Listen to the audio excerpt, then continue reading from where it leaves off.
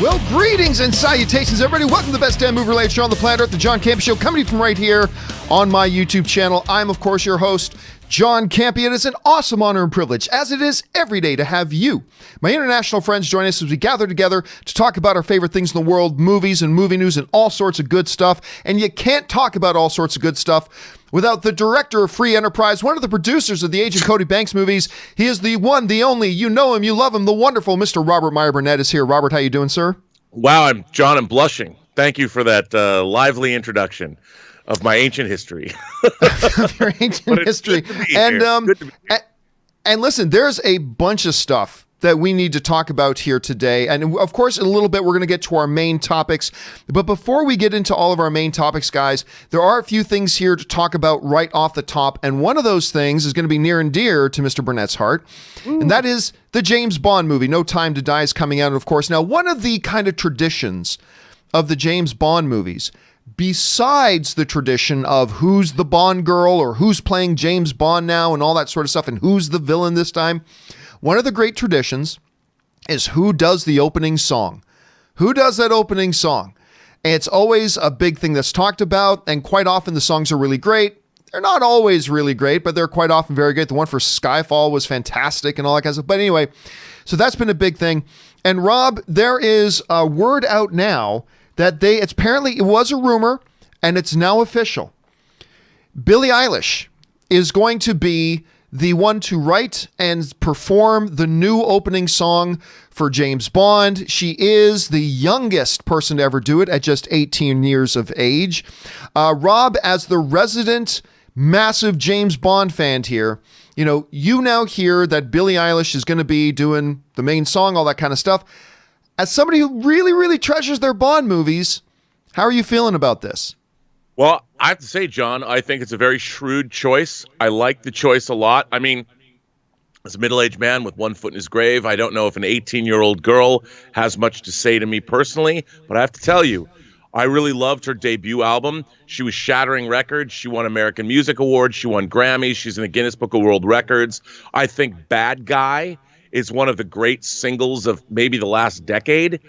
It's a terrific song. She writes her music with her brother, and she's actually from Highland Park, which is a city right next to where I live here in Pasadena.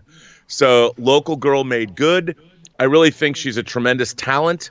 I think she's really got the stuff. And when you think about a lot of singer-songwriters, when you go back and you think of the Beatles or the Rolling Stones, they became who they were when they were young guys.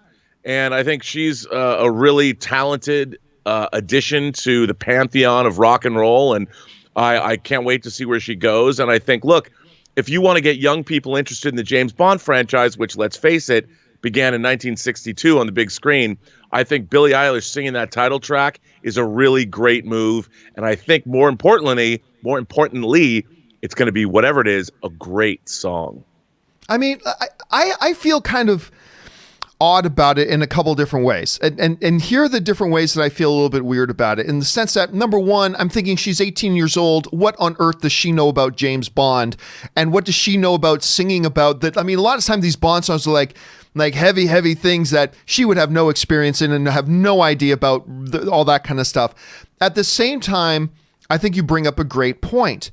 These types of franchises are always looking at how do we continue to bring in new audiences. I think she got nominated for 6 Grammy Awards or all that kind of stuff. She's very popular, no doubt about that. So I think you're right. There's a little bit of strategy there as well for going for someone like her. But honestly, at the end of the day, to anybody that wants to get all excited about this, and to anybody who's getting all negative, like, oh, I don't want to watch James Bond if it's got her singing a song in it, to either extreme, I would say this. It's just one song. It's going to be 2 minutes of the movie near the beginning of the movie while some credits are playing. This is not going to make or break this movie. So to whoever is getting super excited about now this movie is sure to rule, or anybody who's crapping on too much, oh, this movie's going to suck, just calm the fuck down. It's going to be 2 minutes of the movie while an opening title cards play and has some title. Maybe it'll be a great song and it'll set the stage. Maybe it'll be a bad song, but we'll get over it as soon as the main body of the movie starts. So, Rob, I'm not going to get too excited or too down. I think it's a very interesting choice, and I like the way you put it. I mean, I think there's some strategy there for a choice like this to bringing somebody new. But honestly, at the end of the day, her doing this song is not going to make the movie great, and her doing the song, if it's a bad song, isn't going to ruin the movie. So I'm just not going to get too excited about it one way or the other. How do you look at something like that? Well, first of all, her song Bad Guy, I mean, she literally sang a song called Bad Guy that is one of the catchiest pop tunes. You can't not like that song. You know, the first time I ever heard that song, it was playing at the end credits while they were doing the credit sequences at the end of Brightburn. That's when, and I thought, well, that was a perfectly appropriate usage of that. So, there's that. Anyway. I mean, coming on the heels of Sam Smith's theme for Spectre, like, come on, I wanted to, like, put a bag over my head and jump in a river after listening to that song. I mean, a James Bond theme should get you pumped. And if they bring Daniel Kleinman back he's been doing the opening Bond credits since GoldenEye. He missed Quantum of Solace, which was a mistake, but his opening credit sequences are masterful. And if she comes out with a killer single, I would like to see that single once again be a chart topper like Adele's Skyfall was, maybe even get nominated for an Academy Award. I think it's exactly what the Bond franchise needs. It's going to let Daniel Craig, I think, go out on a high note. And who knows, if she gets 18-year-olds to flock to see No Time to Die and they rediscover the Bond franchise anew, like I did when I was a child, it can only be good for the legacy of James Bond. All right, guys, question is, what do you feel about this news about Billie Eilish? I think it's interesting, but I don't think there's anything to get super excited or super negative about, but it's pretty interesting and probably a pretty smart strategy move. But how are you feeling about it right now? Jump down to the comment section below and let us know what you think. All right, guys, with all that down out of the way, let's now move on to another little thing off the top, and that is this. We've known for a bit that there's a new Vin Diesel movie, Bloodshot, coming, that honestly, a month before the trailer came out, I even forgot that they were still making the damn thing. It has been a very very secret. I mean, it's like they've kept this thing very much on the wraps. Then, of course, the first trailer dropped, which I thought was it was interesting. I thought the first trailer was interesting. I'm not jumping out of my chair about it. I thought it was pretty interesting. Rob, they just released another trailer for Bloodshot that has now come out and hit online, shows a little bit of what we already saw in that first trailer, plus a few things more. It doesn't really introduce us to anything new that we didn't already know from the first trailer per se. Like, we get it. He was a military guy. They've altered his memories to think that the people they want assassinated was the ones who killed his love or whatever. And now he's starting to realize, okay, we learned that in the first trailer. We see that in the second trailer. A solid trailer, though. I honestly thought this was a solid trailer. It's got some pretty cool visual effects in it. Again, some of which were just used in the previous trailer. But I gotta say, I thought it was a good-looking trailer. I'm not jumping up and down about it thinking this is one of the greatest trailers I've ever seen, but I thought it was a solid trailer. It's moved my needle up for my expectations and my hope for this movie. I'm getting a little bit excited about this, to be honest. Now, everybody knows I'm already a big Vin Diesel fan, so I'm a little bit predisposed for it, but still, not a magnificent trailer, but I thought pretty solid. You had a chance to take a look at it, Rob. What did you think about it?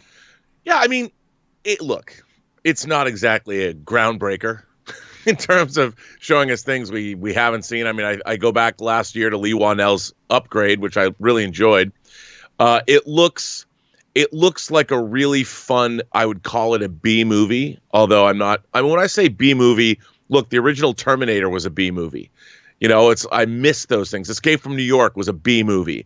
This looks like a more expensive B movie to me, but it looks like it's a lot of fun. And like you said, I'm a huge Vin Diesel fan. Obviously, my love of the Fast and the Furious franchise is on record. I really, really liked the Fury when he played the Fury, and of course, in Pitch Black, in Chronicles of Riddick, and in Riddick.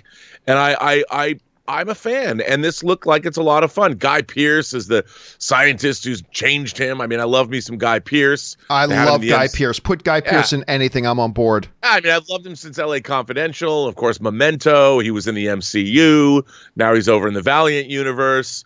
Look, I'm in. It looks hella fun, John. I'm gonna go see it. Plus, I like the Valiant comics. Now, there are going to be people, understandably so, that are going to, whenever a Vin Diesel thing comes out, and say, Vin Diesel just kind of always plays the same guy. And listen, as a Vin Diesel fan, I agree. I think there are some big exceptions to that, but there's not a lot to differentiate. I agree. You could have said that his name in this movie was Dominic Toretto, and I would have totally believed it. There is a little bit of that to it. After Hobbs and Shaw, it might as well be Fast and Furious 9. Yeah, I mean, but look, my feeling on it though is this, is that much like, say, the Kevin Hart situation, or much like, say, a Will Ferrell, sometimes that guy, or Keanu Reeves, sometimes that guy with their persona is the right fit for a particular movie and role. And listen, as a Vin Diesel fan, I agree. He oftentimes comes across pretty, shall I say, in a similar way to the way he comes across in other movies. I agree with that. But I also believe that if you put them in the right movie, in the right role, that can actually be to its benefit. Will it be to its benefit with Bloodshot? I don't know. But I think the trailers have been good. And I'm at least interested in this movie now. So, I mean, how far can you go? Question is, guys, did you have a chance to watch this new Bloodshot trailer? If so, what did you think about it? Do you have no interest in the film? Has it gotten you excited about it? Are you still somewhere in the middle? Jump down to the comment section below and let us know your thoughts. All right, guys, one more off the top. Speaking of trailers, another new trailer has dropped. This time, it's the new trailer for the upcoming Black Widow movie. Now, look, I'm on record, Rob. I've said for a long time, while I love the MCU and while I love Black Widow in the MCU and I love Hawkeye in the MCU and all that kind of stuff, I have personally never been interested in standalone stories about Hawkeye or about Black Widow. I love the roles they play in the MCU. I love seeing them in the MCU. I'm just never cared all that much about it. The last trailer for Black Widow came out, and I have to admit, it did a lot of good as far as getting me more on board with a Black Widow standalone project, because I simply didn't really have any interest before.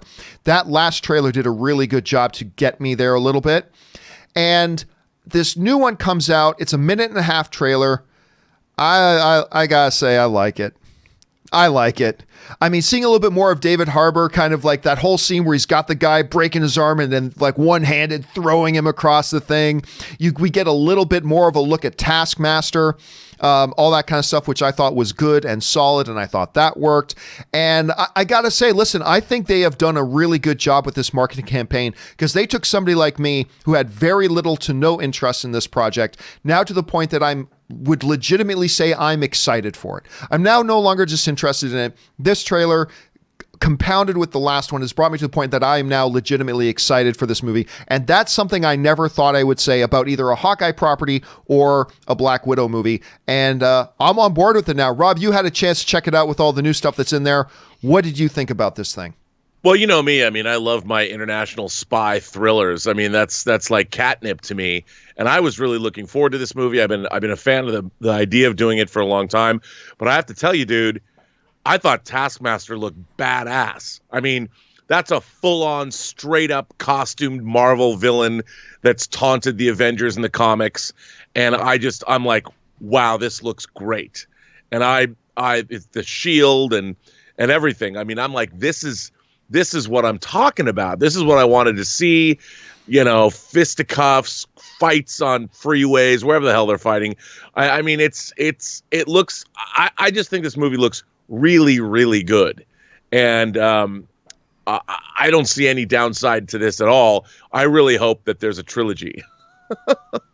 What do you think about the look of Taskmaster? Because there have been a bunch of people excited about it, a bunch of people not so happy about it. How are you feeling about it? I loved it. I thought it was great. I mean, you know, you can't make a comic book character when you translate them to the big screen. You can't make them look exactly like they do in the pages of the comics. But this character looked like Taskmaster. I mean, unmistakably Taskmaster. And it was awesome. The cool design on the shield. I mean, the badass uniform. I'm like, oh my God, that's Taskmaster. It's not like Baron Zemo or something, or when they're going to, you know, he's basically a civilian. This dude is straight up in the costume, wrecking shop. He is Taskmaster. And I'm like, yeah, dude, bring that on, brah. And listen, I got to tell you, I'm really liking the feel. Again, it's just been in a couple of trailers. I'm really liking the feel of the cast together. Because obviously Scarlett Johansson leading it, David Harbour, Florence Pugh, but Rachel Weisz. I like, when I first heard she was going to be in it, in the role she was going to play, I'm like, really? You're going to use Academy actress Rachel Weisz in that sort? But I'm buying into it. It's making me feel like I want to not only see Black Widow, I want to see these characters together. Yeah. And that's what these trailers have done for me. So sign me up. The family that fights together stays together. I mean, I love this aspect. You know, the Avengers became a family. And I love the fact that Natasha Romanoff has another family that we have yet to meet. And I really think that that's going to be one of the appeals. I also like the way the film looks in a lot of the interior scenes, like when she's talking to Florence Pugh, and it's not so stylized. It looks like they're actually, obviously they did film this in Europe. It looks like, wow, they're in real places, not just in Atlanta on green screen sound stages. And I found that very appealing. Well, the question is, guys, what did you think about this new Black Widow trailer? Did it maybe not impress you? Did it get you more excited for the film? How are you feeling about it? I want you to jump down to the comment section below and let me know your thoughts. And as a matter of fact, that brings up today's question of the day that I have for you guys. And my question of the day to you is very, very simple. It's this. 2 new trailers dropped, Vin Diesel's Bloodshot and a new Black Widow spot. Which trailer did the better job of getting you more interested in their respective movies? So you got 2 options here, guys. And I put this up just before we started the show. And right now, about 1,400 of you guys have already voted. And I asked you guys, which trailer did the better job of getting you more interested in the film? Right now, 19% of you are saying the Bloodshot trailer did a better job.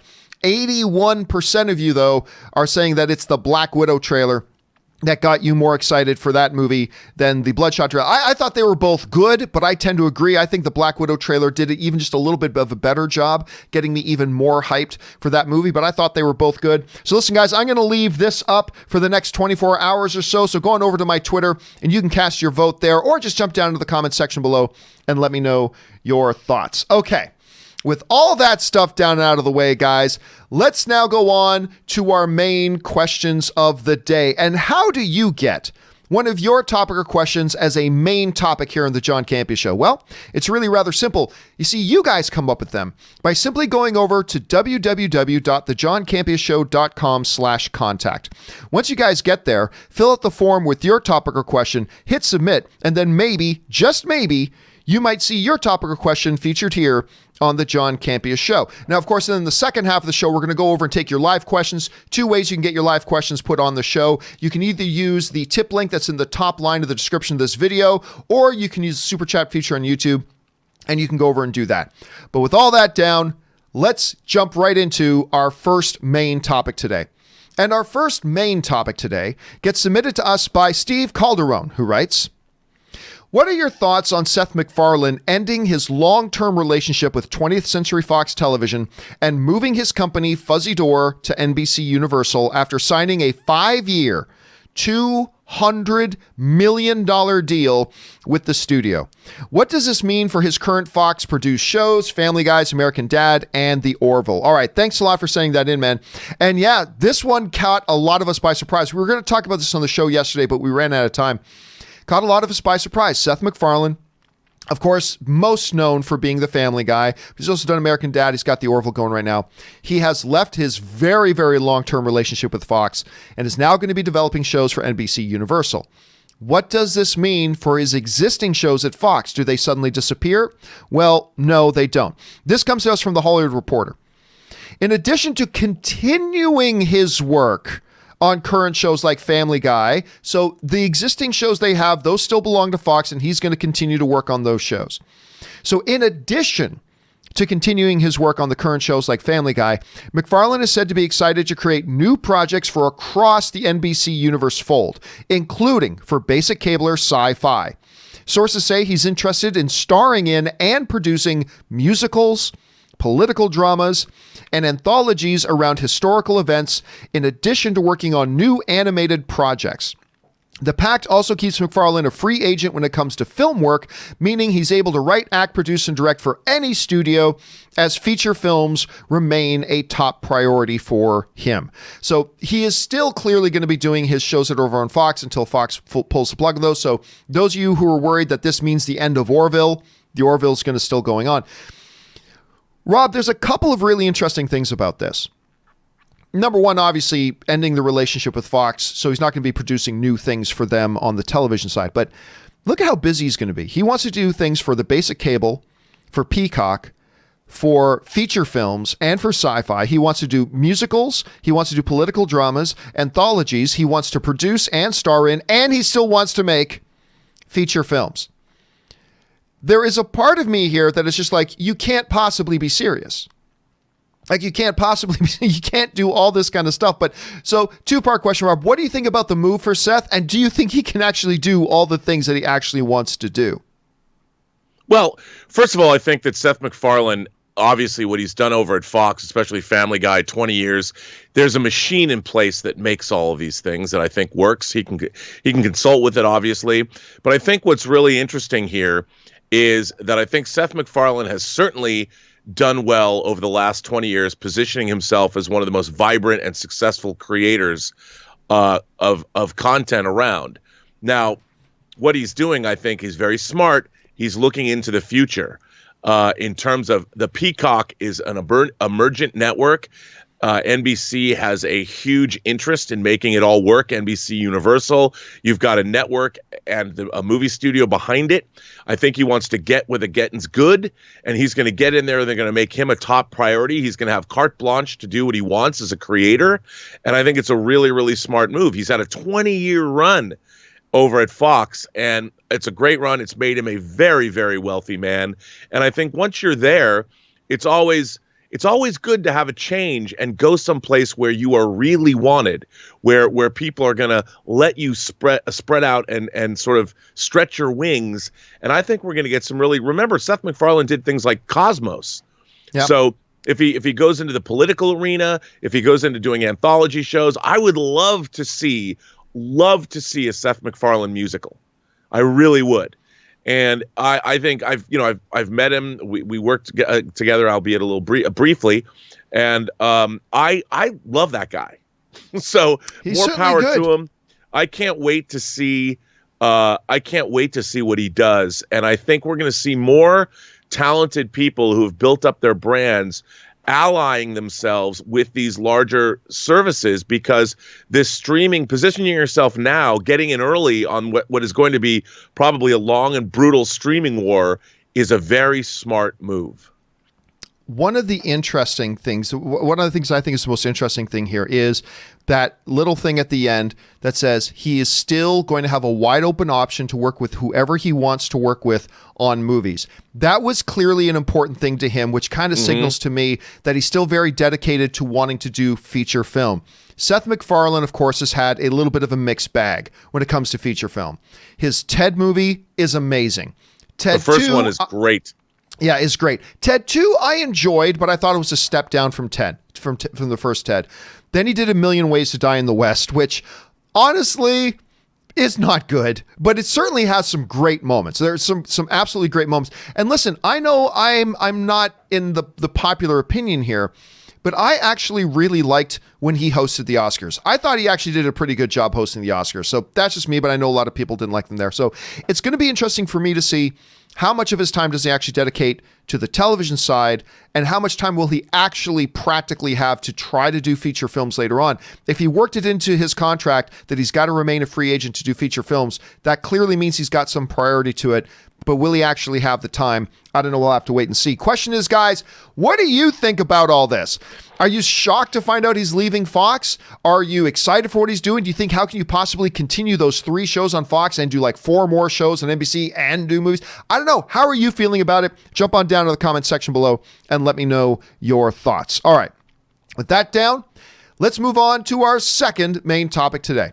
And our second main topic today gets submitted to us by Benson Wright, who writes, "Hey guys, As of today, Star Wars, The Rise of Skywalker, is sitting at $990 million. It's actually a little bit higher than that now, which means it should cross the $1 billion mark before the end of the week.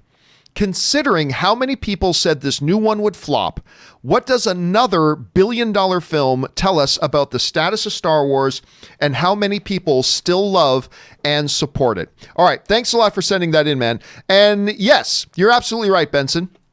There were a lot of people that were shouting from the hilltops that this next Star Wars movie would be an absolute flop. They looked at Solo.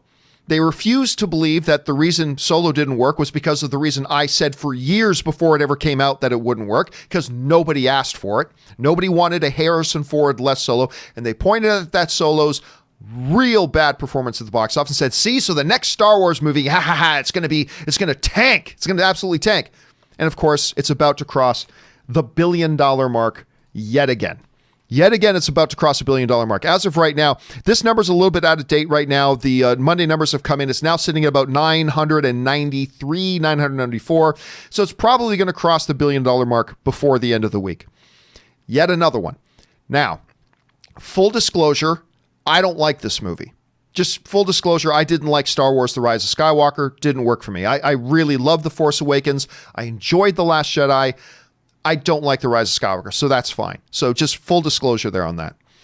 But that said, it is absolutely phenomenal to think again about what this property is and continues to do with the fan base. People continue to come out to support Star Wars movies. We did the math. We talk a lot about, Rob, and rightfully so, we talk a lot about how incredible it is that Kevin Feige's Marvel Cinematic Universe averages $1 billion a film, which is just remarkable. Now, it's a smaller sample size, for sure, but when you look at this new era of Star Wars movies, they actually have a higher per average film box office than the Marvel films do. Now, would it still, once we get to 20 plus new Star Wars movies? Maybe, maybe not. It's a smaller sample size. But if we're going to give credit for that, then we've got to give credit where credit is due. What I still continue to find amazing, Rob, is that yet another film comes out. Granted, I didn't like it, but it comes out, it again crosses the $1 billion mark. And there are some people who are so desperate to try to paint that in a negative light, they will try to come up with ways to put a spin on a $1 billion film to be negative. So they'll say things like, well, but The Force Awakens made 2. The Last Jedi made 1.3. So therefore, this is a disaster. This is terrible. You know what? Here's the thing. In sports, and I know some people don't like sports analogies. I don't care. Suck it up. Here's the thing. In sports, LeBron James goes out and goes off for 37 points in a game. You know what everybody across all the sports networks are saying? Unbelievable performance by LeBron James tonight. 37 points. Holy crap. That's what they're saying, because that's the right thing to say. He goes off for 37 points. That's remarkable. But then you get somebody who'll go, yeah, but, last year, James had a 64-point game, so really 37 isn't very good. Of course it's still fucking good. Of course it's still a remarkable achievement. Yes, he did go out another time and put up an even better thing. Yes, the beard went out and put up some more. At one point, Russell Westbrook earlier this year had a game with more points. It doesn't take away from the fact that LeBron going out and scoring 37 points and leading his team to victory and winning isn't still a remarkable feat. And that's the bottom line. That's the bottom line. Because the only way you can try to paint a $1 billion achievement at the cinema in a negative way is if you come to it with an unbearable bias. That's the only way to paint this thing negatively. You have to put such a spin on it, you would crank your head off your neck. That's how much of a spin you'd have to put on it. And I don't like this movie. I don't like this movie. I mean, I am not happy with Star Wars The Rise of Skywalker, but that doesn't change the objective fact that it has made over $1 billion, is about to cross the $1 billion mark again. And I think that this speaks volumes, Rob, I think that this speaks volumes that despite a very divisive The Last Jedi, and despite the fact that, in my personal estimation, a subpar Star Wars The Rise of Skywalker, other people like it, and that's great. That's awesome. I celebrate that. I don't. That's fine. But I think it speaks volumes that you can have something as divisive as The Last Jedi was. Something that, to me, falls short of the mark in a Star Wars The Rise of Skywalker. And yet, the love for this franchise, the perpetual motion that you're able to keep this thing moving, that it's still averaging over $1 billion per film, I think is an absolutely remarkable thing. And while a lot of people were heralding the death of Star Wars after The Last Jedi, and now a bunch of people are now again heralding the death of Star Wars after The Rise of Skywalker, I think the fact that you can have a couple of subpar films and still be cranking out over $1 billion at box office, I think this speaks very favorably to what the future of Star Wars can be. Can be.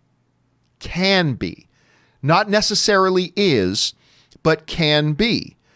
With the popularity of Mandalorian, hopefully this Obi-Wan series is going to be fantastic. We've been hearing some reports about what this 2022 Star Wars movie could be, possibly in the High Republic era and all that kind of stuff. I think Star Wars is still completely in a position to do extremely well, provided they continue to rack up some wins. You know, if they keep on putting out projects that are as divisive as, say, The Last Jedi or The Rise of Skywalker, that could change. But I still think they're in a very, very good spot. Rob, you take a look at numbers like this. We've seen, like, this has been a whole drama ever since The Force Awakens came out. But how are you feeling about, number one, this film crossing the $1 billion mark? And how do you see Star Wars as a brand being positioned right now moving into the future? Well, Star Wars is very healthy. I don't get making $1 billion, John, as you well know, is an extraordinary achievement for a motion picture. And now we're treating it like, ugh, everybody makes $1 billion now. I mean, it's not something that happened. It's amazing. And the Star Wars franchise, you have all three of the Skywalker saga movies in this sequel trilogy made it to $1 billion. Rogue One made it to $1 billion. That's 4 out of 5 movies that made it to $1 billion. I mean, as far as franchises go, that's pretty extraordinary. I mean, I don't know by what measure of success anybody's looking at, but Hollywood has one measure of success, John. They have money. And the fact is, whether, they say that no press is bad press, look at all the free digital bits that are spilled all over the internet about these Star Wars movies. There's more people making videos and writing op-ed pieces about the death of Star Wars. You couldn't pay a marketing department enough money to get you as much publicity as everybody writing about Star Wars on the internet gets Disney. It's unbelievable. And not only that, it's part of the 24-hour news cycle. Every single day, there's another video. And, I don't know where Kathleen Kennedy's at, but if you're running your company and your company's made 5 movies and 4 of them grossed $1 billion, you've become one of the most successful producers in the history of the entertainment business. I mean, not that she wasn't already, but it's amazing to me. And certainly everyone's talking. And with The Mandalorian and the craze for Baby Yoda, and everyone knows that Beskar armor is the best armor. I mean, I think Star Wars is in the air, as Steve Sansweet once said, and everywhere. And I think that it isn't going anywhere anytime soon. I know I'm all ready to pull out my 3-foot Star Destroyer model and build it. I'm still excited about Star Wars. What's up? Come on. And I think the other thing you got to keep in mind with all this too is, as you mentioned, The Mandalorian, right? As this thing continues to, like, everybody proclaimed the death of Star Wars after The Last Jedi and Solo, but then what happened? Mandalorian comes out, #1 streaming show in the world. What happens? The Rise of Skywalker comes out, and even though, from my personal subjective estimation, not a good movie, still makes over $1 billion. I think the health of Star Wars right now is good. But Rob, I still think, like, what they cannot survive is continuing for, say, if the Obi-Wan series is a mess, and then this 2022 movie is a mess, and then whatever. They're in a position right now where they still are on clearly very, very solid ground, but they're not on unmovable ground. They are coming off a very divisive Last Jedi. They are coming off a poorer film in The Rise of Skywalker, depending on your point of view. You can't continue to do that and maintain good footing. But I think if they can make things the quality of which, like The Mandalorian, of The Force Awakens, things like that, I think they could be right back to exactly where they want to be. And can you imagine?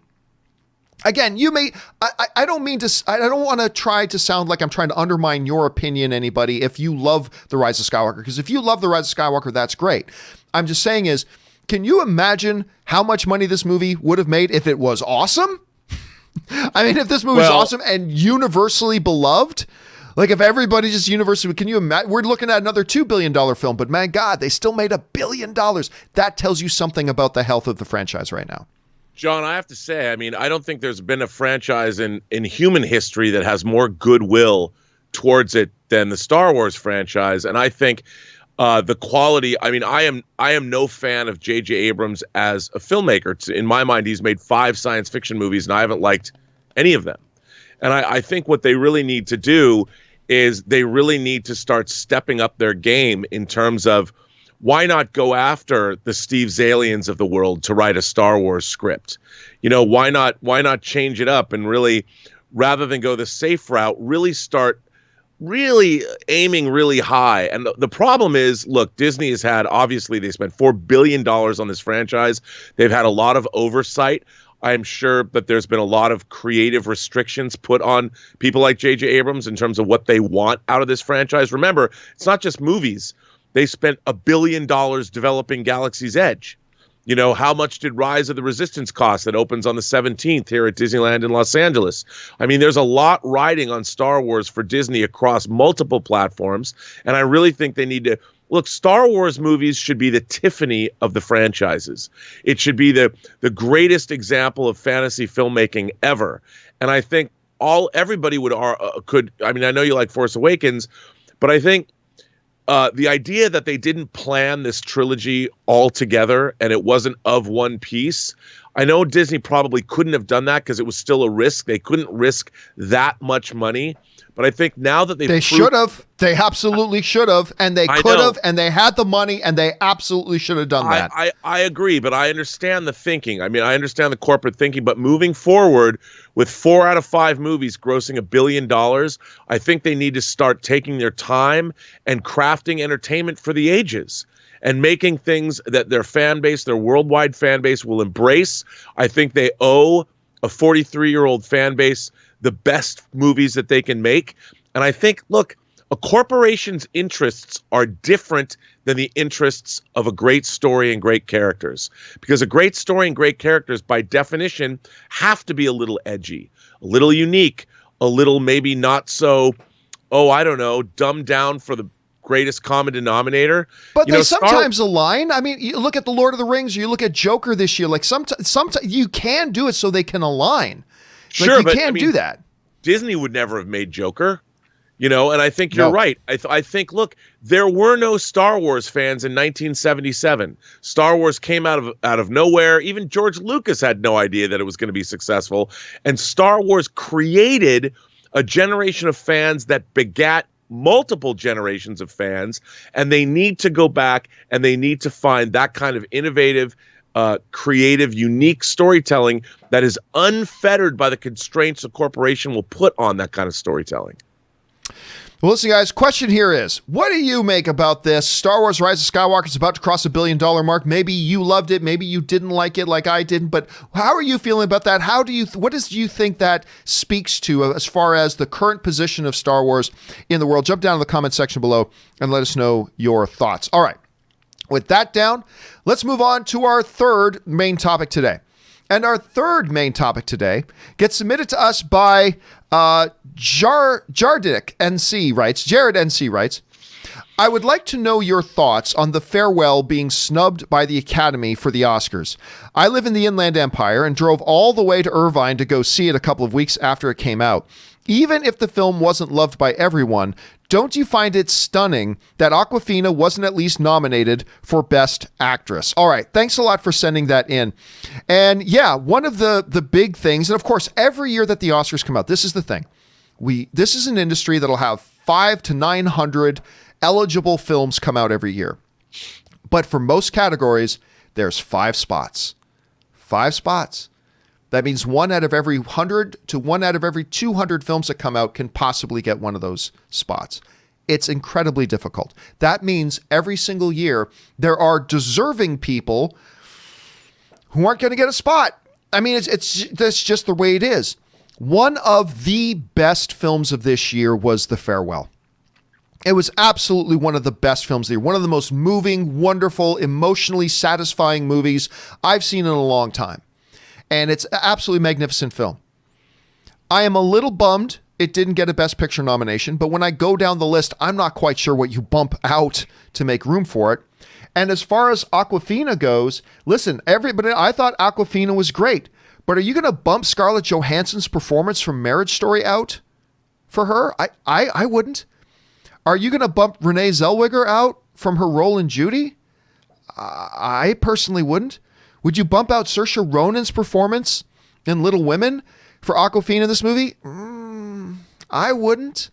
Like, it would have been good to see her in there, but I just don't know that there's an argument to be made that she was so clearly better than one of these nominees that they clearly should have bumped out one of the nominees for Awkwafina, and I just don't think so. Remember, I love this movie, but I'm just not sure. So it is just one of these things about the Oscars that every year there's going to be movies. Dolomite Is My Name got no nominations. Uncut Gems, I don't believe got any nominations.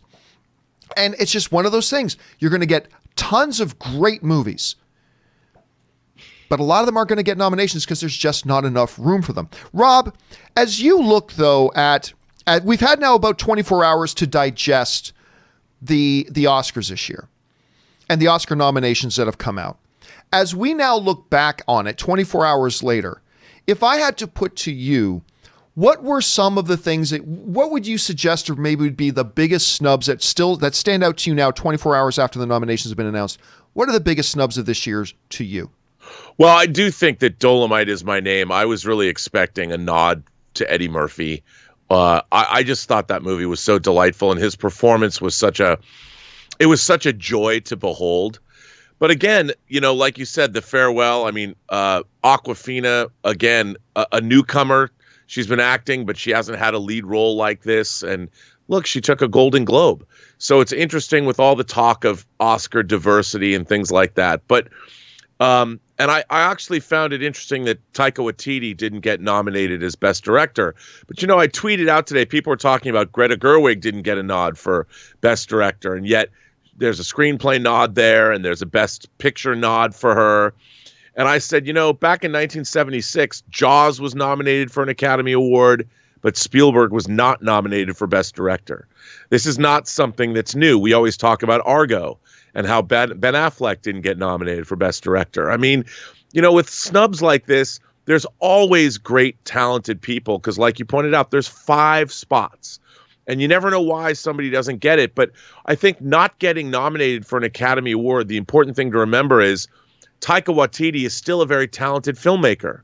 And I look forward to everything that he's going to make, whether it's the new Thor movie, whether it's his upcoming soccer film. And just because he didn't get a nomination for Best Director, Jojo Rabbit still was recognized. And I think that's what you have to remember. I thought Robert De Niro was going to get nominated for The Irishman. I really did, especially having to act while dealing with the visual effects on his face, and how they had to shoot with 2 different cameras. And I mean, what was that like for an actor? And he was still able to deliver that kind of a performance. So it struck me as odd. I mean, Adam Sandler with Uncut Gems, people have been talking about, here's an actor who went way out of what we've seen from him before and created what is all, in all accounts, an indelible performance.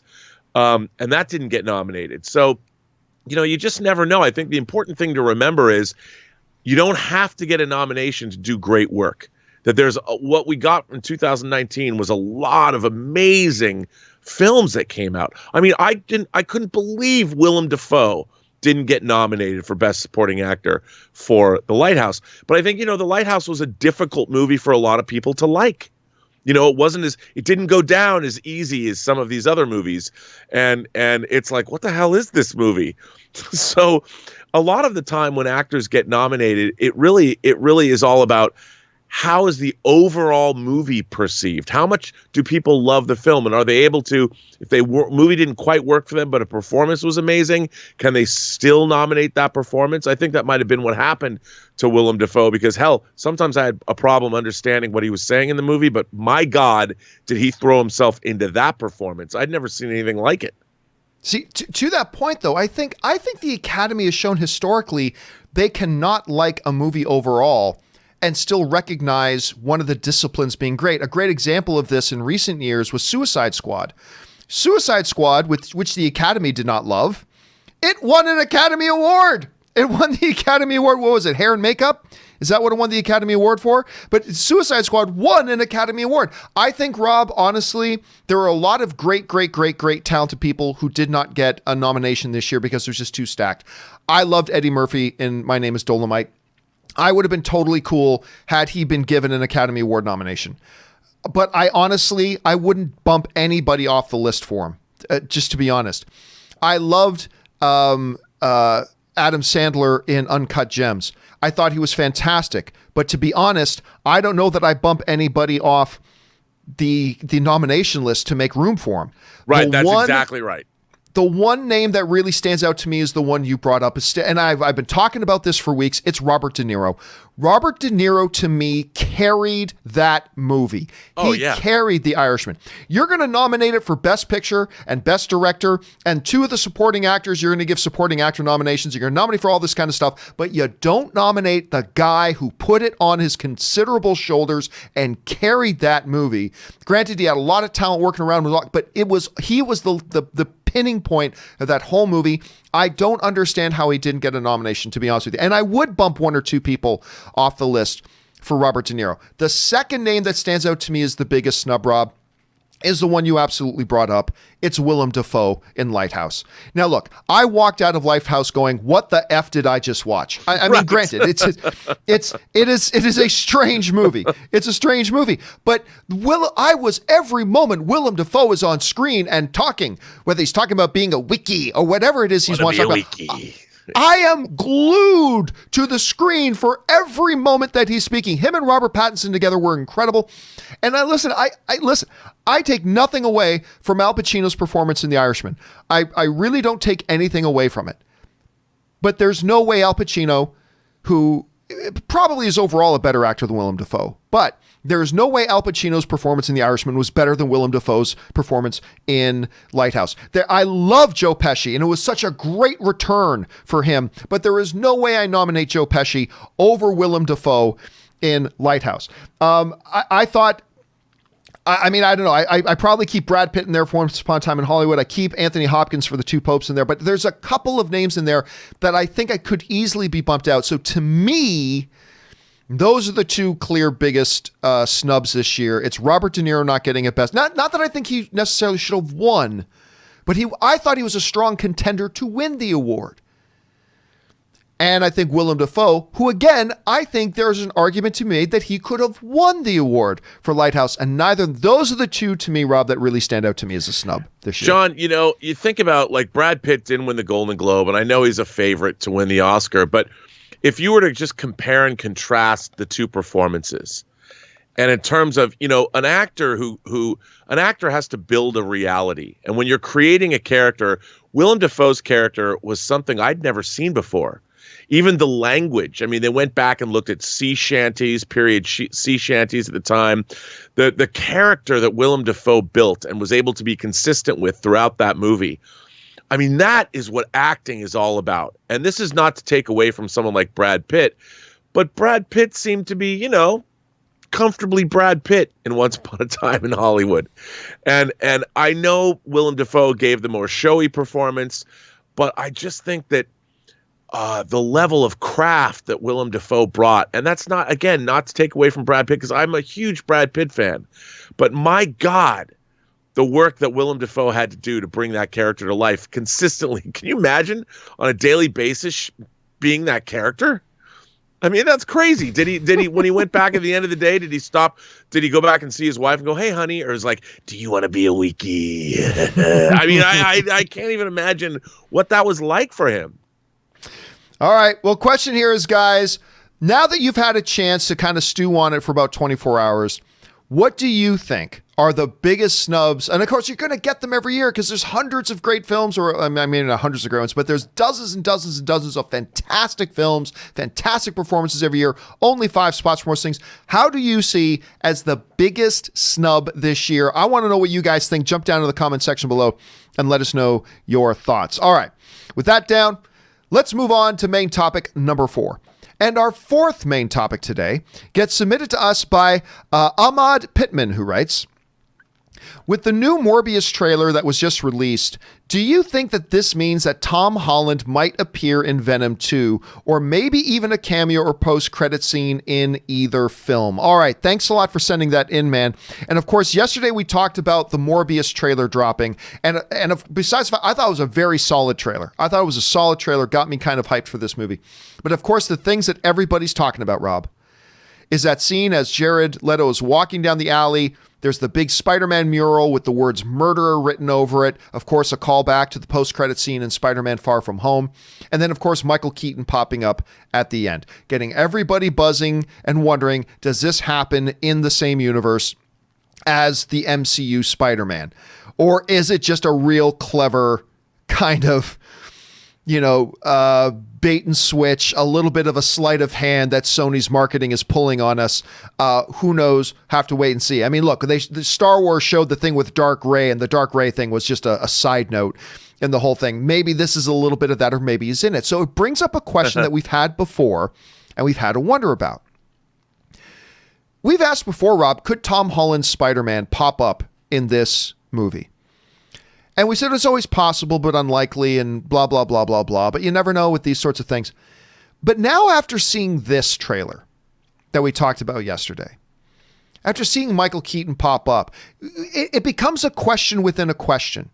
Question number 1 is that Vulture, or is this just Michael Keaton playing a new character? But if it is Vulture, and if that mural on the side of the wall isn't just a fun little Easter egg, which it still may just be, but if it's not, then it forces us, Rob, to revisit this question of could Tom Holland actually appear in this movie? And I have always said I believe it's a possibility, but I would not bet on it. As a matter of fact, I would bet against it. But Rob, even I, at this point, have to reconsider this a little bit. Let me throw out some anecdotal stuff at you that proves nothing, but it's at least something to think about and something to consider. Thing number 1, just the stuff that's in the trailer. We've already talked about that. The mural, Michael Keaton, whether he's Vulture or not, we don't know, but there's that. Anecdotal. Number 2 is this, Rob. Okay, follow me here. And I understand this is stretching a little bit. This is a little bit of a reach. I get it, but follow me here. We just talked recently on this show about the fact that what the hell is Sony doing? They just delayed Uncharted again and blah, blah. They knew very well that they were doing another Spider-Man movie. How come all this thing is happening now? Why do you delay this movie? Blah, blah, blah, blah, blah, blah, blah. Is it possible? And again, I am admitting right up front, this could be a big stretch. Okay. I'm admitting that right up front, but just as fans, let's talk about this for a second. Is it possible that one of the things interrupting Tom Holland's schedule that ultimately had a big effect on Uncharted, could it be, theoretically speaking, that not only is he trying to wrap up this stupid movie he's been making with Daisy Ridley for 3 years, that was supposed to come out last year and hasn't come out. I can't even remember the name of it now. Could it be that it's not just that he's got a new MCU-based Spider-Man film that he needs to do for Sony?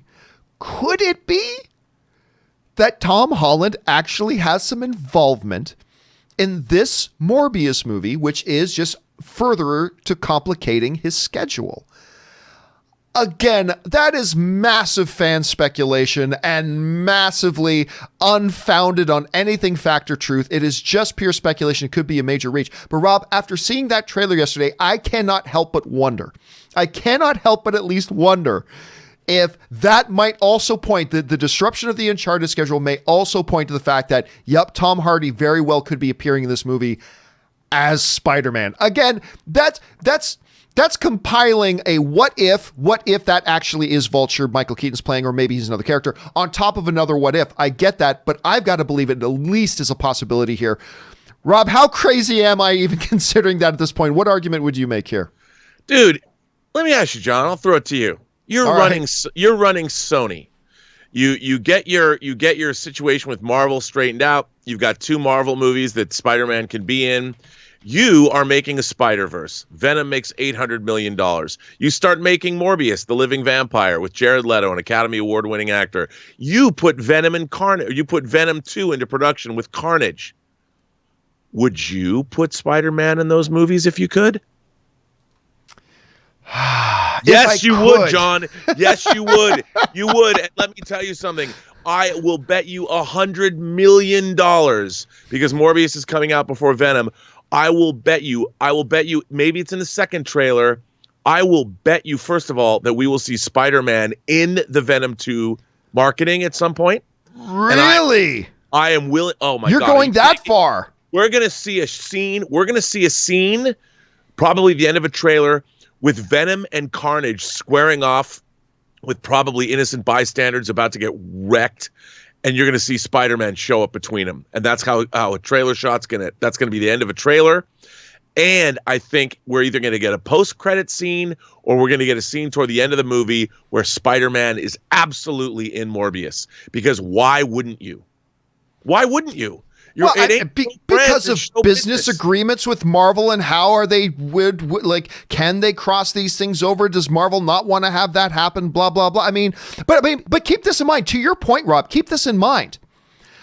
Everybody keeps forgetting Marvel doesn't own the movie rights to Spider-Man. Sony still does, and that means Michael Keaton's Vulture character isn't Marvel's. It's right. Sony's. Yep. That's their character in their movie. Spider-Man. so is Spider-Man. So I mean it opens it up. But you think we're actually going to get a trailer where Spider-Man drops into the scene? Dude, I'm telling you what, that happens, the internet's going to blow up. I mean, for Venom 2. I think probably the last. Oh, for Venom 2. Okay. For Venom 2, not for Morbius. For Venom 2. So you're saying he's going to be in Venom 2. And I'm saying he's going to be in Morbius, probably in a post-credit scene or something. Because look, they're intentionally. This was not, ending that trailer with Michael Keaton. I mean, you might as well just say straight up, that's Spider-Man is around. If that's Vulture, and why wouldn't it be? That's why they just. But we don't know yet. We don't know. So I'm trying to keep that in mind. They wouldn't have ended the trailer that way if it wasn't. Michael Morbius. Who did he meet when he was in the hospital? Michael Morbius. I mean, I'm telling you, he either broke out or something went wrong. I mean, they know each other, obviously. I'm telling you, that's the Vulture. And I just hope that Hot Toys eventually makes the toy they promised us of that character, because I want it. It could be. So question is, now we throw it over to you guys. Now that we've had about 24 hours to sit on that trailer, do you think, again, it's an if built upon another if, but still, if that is Vulture, and it's not just Michael Keaton playing another character, but if it is Vulture, what do you think? Do you think Tom Hardy, they've kept this under wraps, do you think Tom Hardy makes an appearance as Peter Parker / Spider-Man in the new Morbius film?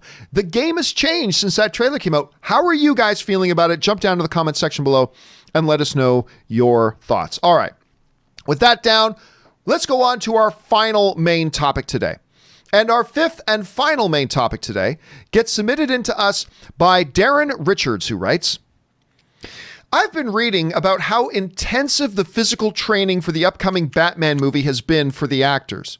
We've heard that this Batman will be more of a detective movie, but doesn't it seem with all the training that we're hearing about, we are still in for a high action film? What do you think? All right. Thanks a lot for sending that in, Darren.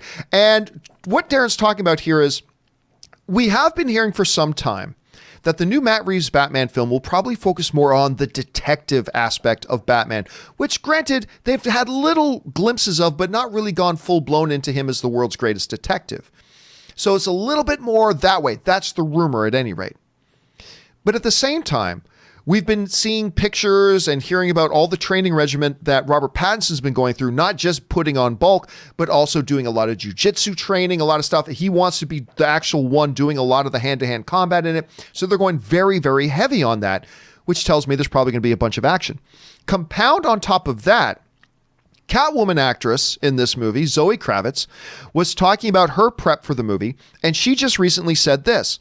She says, I've been training a ton, which is great and hard. It's very physical.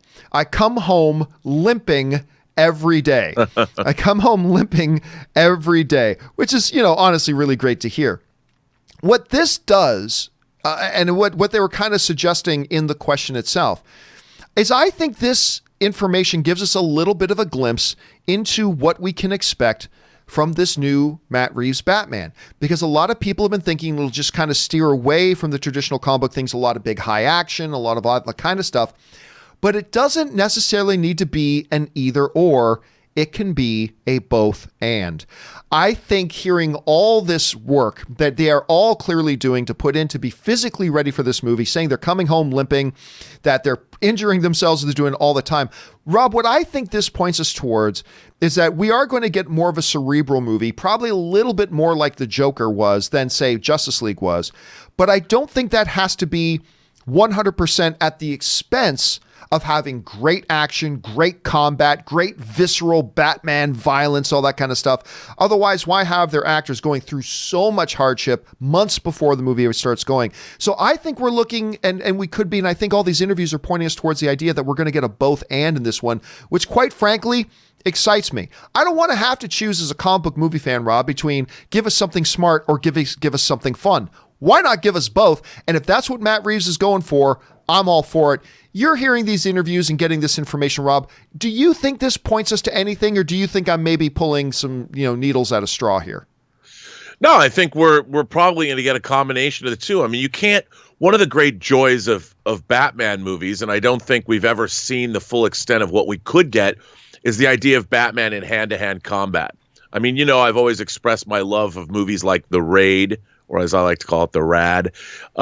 And seeing that kind of hand-to-hand combat. I mean, Batman is a straight-up martial arts genius. I mean, he's an incredible hand-to-hand combatant, and I would like to see more of that. I mean, I think we're going to get a more gritty, more streetwise, more a guy that's ready to go rough and tumble and mix it up more than we've seen before. I think we're just going to get a more, I don't know if Joker, if it's going to fit in the Joker universe, but definitely I think a more grounded Bruce Wayne. I mean, Nolan did a great job of doing that, but I think we're going to even see more of that. Of course, I could be wrong, but that's why I think they're going to do a lot of training, because they want the more that actors like to be able to be seen on screen. And Robert Pattinson's young enough that why wouldn't he want to kick ass? I mean, he can't do it when he gets older. Not everybody can be Tom Cruise. So why not be turn into a straight up brawler for this movie and really hone his skills? I mean, how much fun would that be, John? I mean, you were an MMA fighter. Wouldn't it be great to work on a movie like that and just train and become a wicked hand-to-hand combatant and be able to showcase that on screen? Who wouldn't want to do that? I want to see that.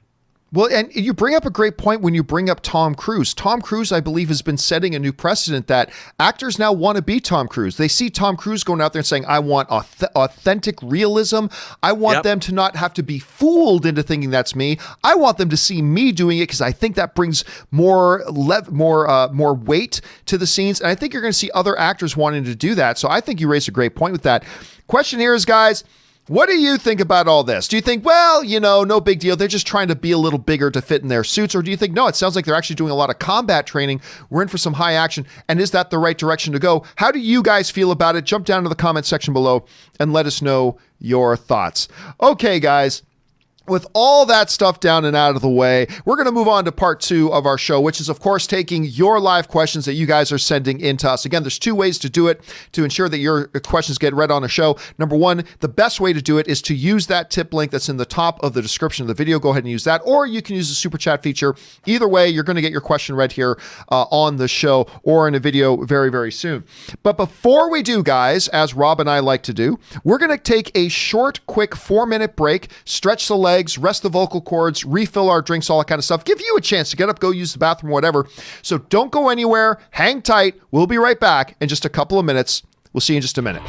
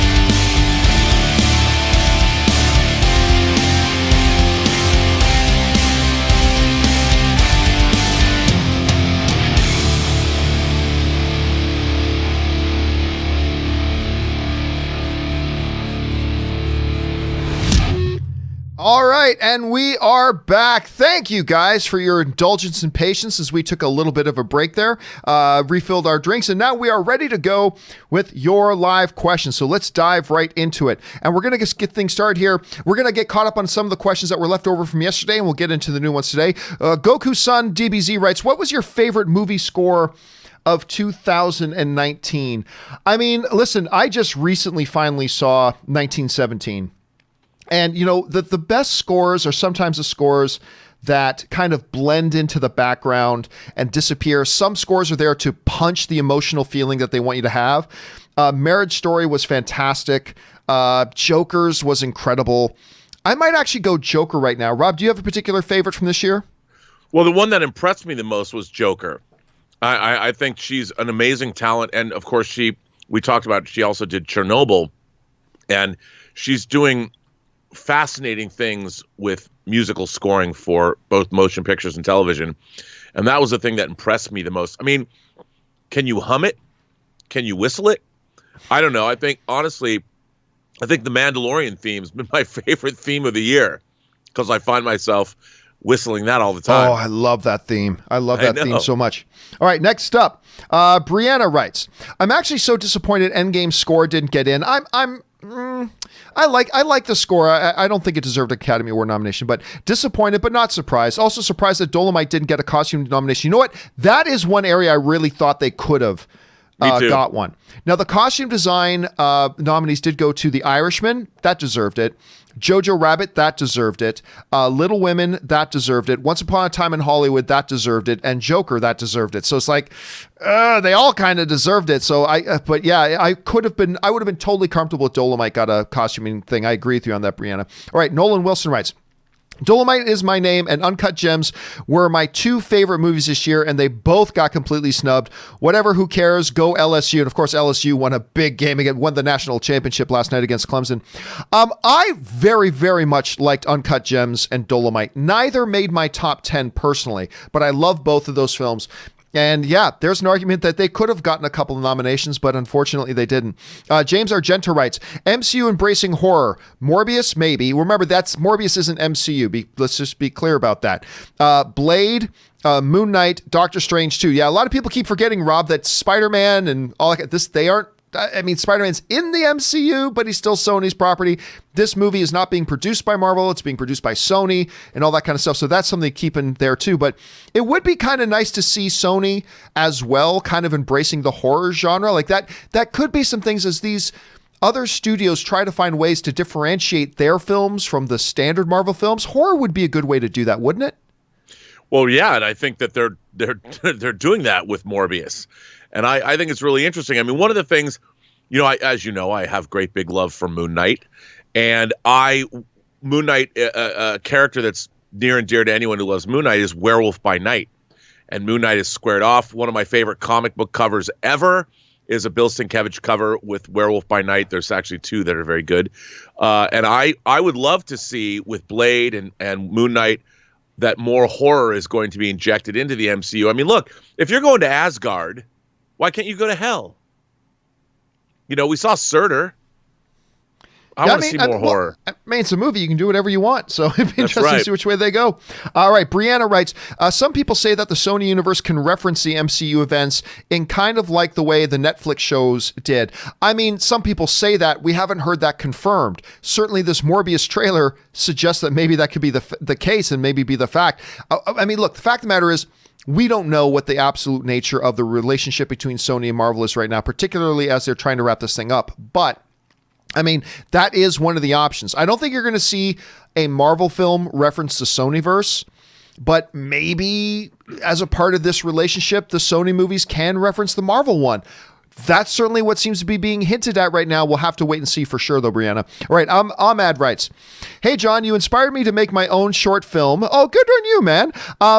Excellent. Listen, don't just be somebody who talks about doing things. Be somebody who wants to do something and then does something about it. Don't just sit on your hands, go and do it, and good on you, man, for taking those steps to do that.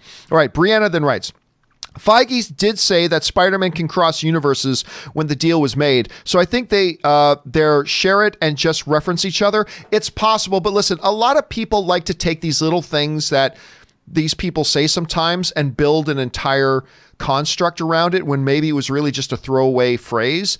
You never know. That's what they do. Could it have deeper meaning? Maybe. Rob, you remember that statement that Kevin Feige made before. Do you think maybe that was a direct reference to what we're getting right now and what we're seeing, for instance, in this Morbius trailer? Yes. Yes, I do. I mean, I think that the funny thing is all of this will make people go bananas. Everybody wants this to happen. People want to see these Spider-Man villains interact with Spider-Man. And I think, why wouldn't they? And I Sony knows this. And I think more than anything, look, dude, if you show me a shot with Venom and Carnage and Spider-Man on screen in the same frame, even I, who's not the biggest Venom and Carnage fan, I've got a big Carnage figure right up above my head there. I would lose my shit, bruh. I would be like, oh my God. I mean, that would be one of those things that you just want to see. Like, I never thought I'd see Thanos throwing moons at people, but we saw it. And I want to see Spider-Man in the frame with Carnage and Venom going full-on symbiote craziness.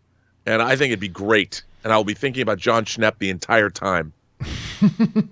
I'm sure a lot of people will be. All right.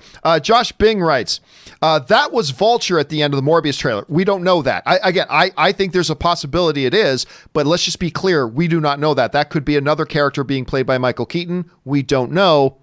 but it's what we're hoping. I always thought Sony would do good to let Spider-Man be in the event films, but also build out his own little corner of the MCU through successful villains, standalone films where he can cameo crossover.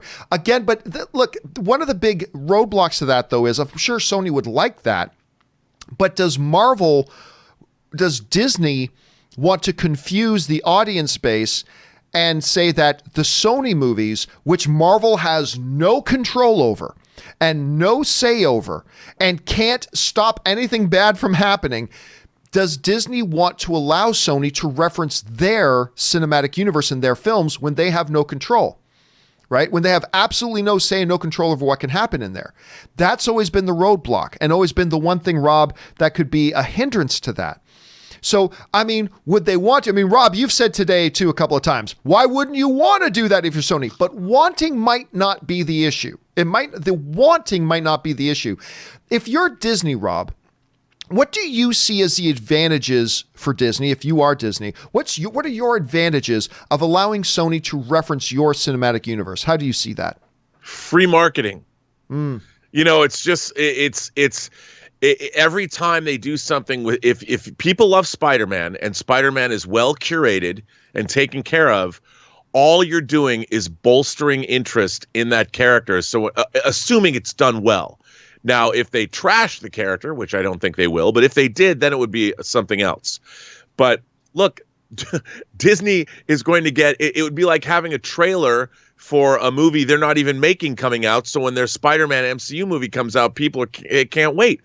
And look, I think that no one thought Venom would be as successful as it was. Everyone wondered about, even you were not excited about Into the Spider-Verse when you first saw it. I think Sony has been doing a straight up fine job handling this character since Tom Holland became Spider-Man, and then they've allowed these things to go on. And with Venom, who would have thunk? And the fact that they have Andy Serkis doing Venom 2, and that Morbius seems to be, Morbius, I love the tone of it. I was like, okay, they seem to know what they're doing. I'm always dubious when Tom Rothman's involved, but I do think that they've learned a lesson, and we'll see. We'll see with Venom 2 and Morbius what's going to happen, but I'm excited, John. I'm optimistic. All right, next up, Ray writes, Morbius cast is stacked. It really is. The vibes and camera work felt very Blade-like, which I loved. Again, I've been interested about this movie. Did not know what to expect from the trailer. I thought the trailer was very solid, especially for a first trailer. Again, if this was the final trailer to come out before the movie's released, it's come see, come saw. But as a first trailer, I thought it did a great job. I'm excited for this film, and I like what they did as well, Ray. All right, Ryan Lohner writes, Slugfest.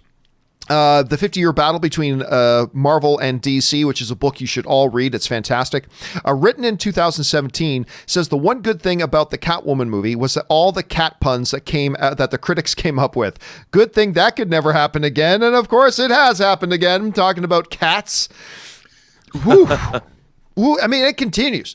I still hear people going at it pretty hard, but it is a tremendous observation, Ryan. That was a tremendous observation. All right, somebody threw a catatonic reference to me in regards to that movie yesterday, and I had to give him props. I just can't get enough of them.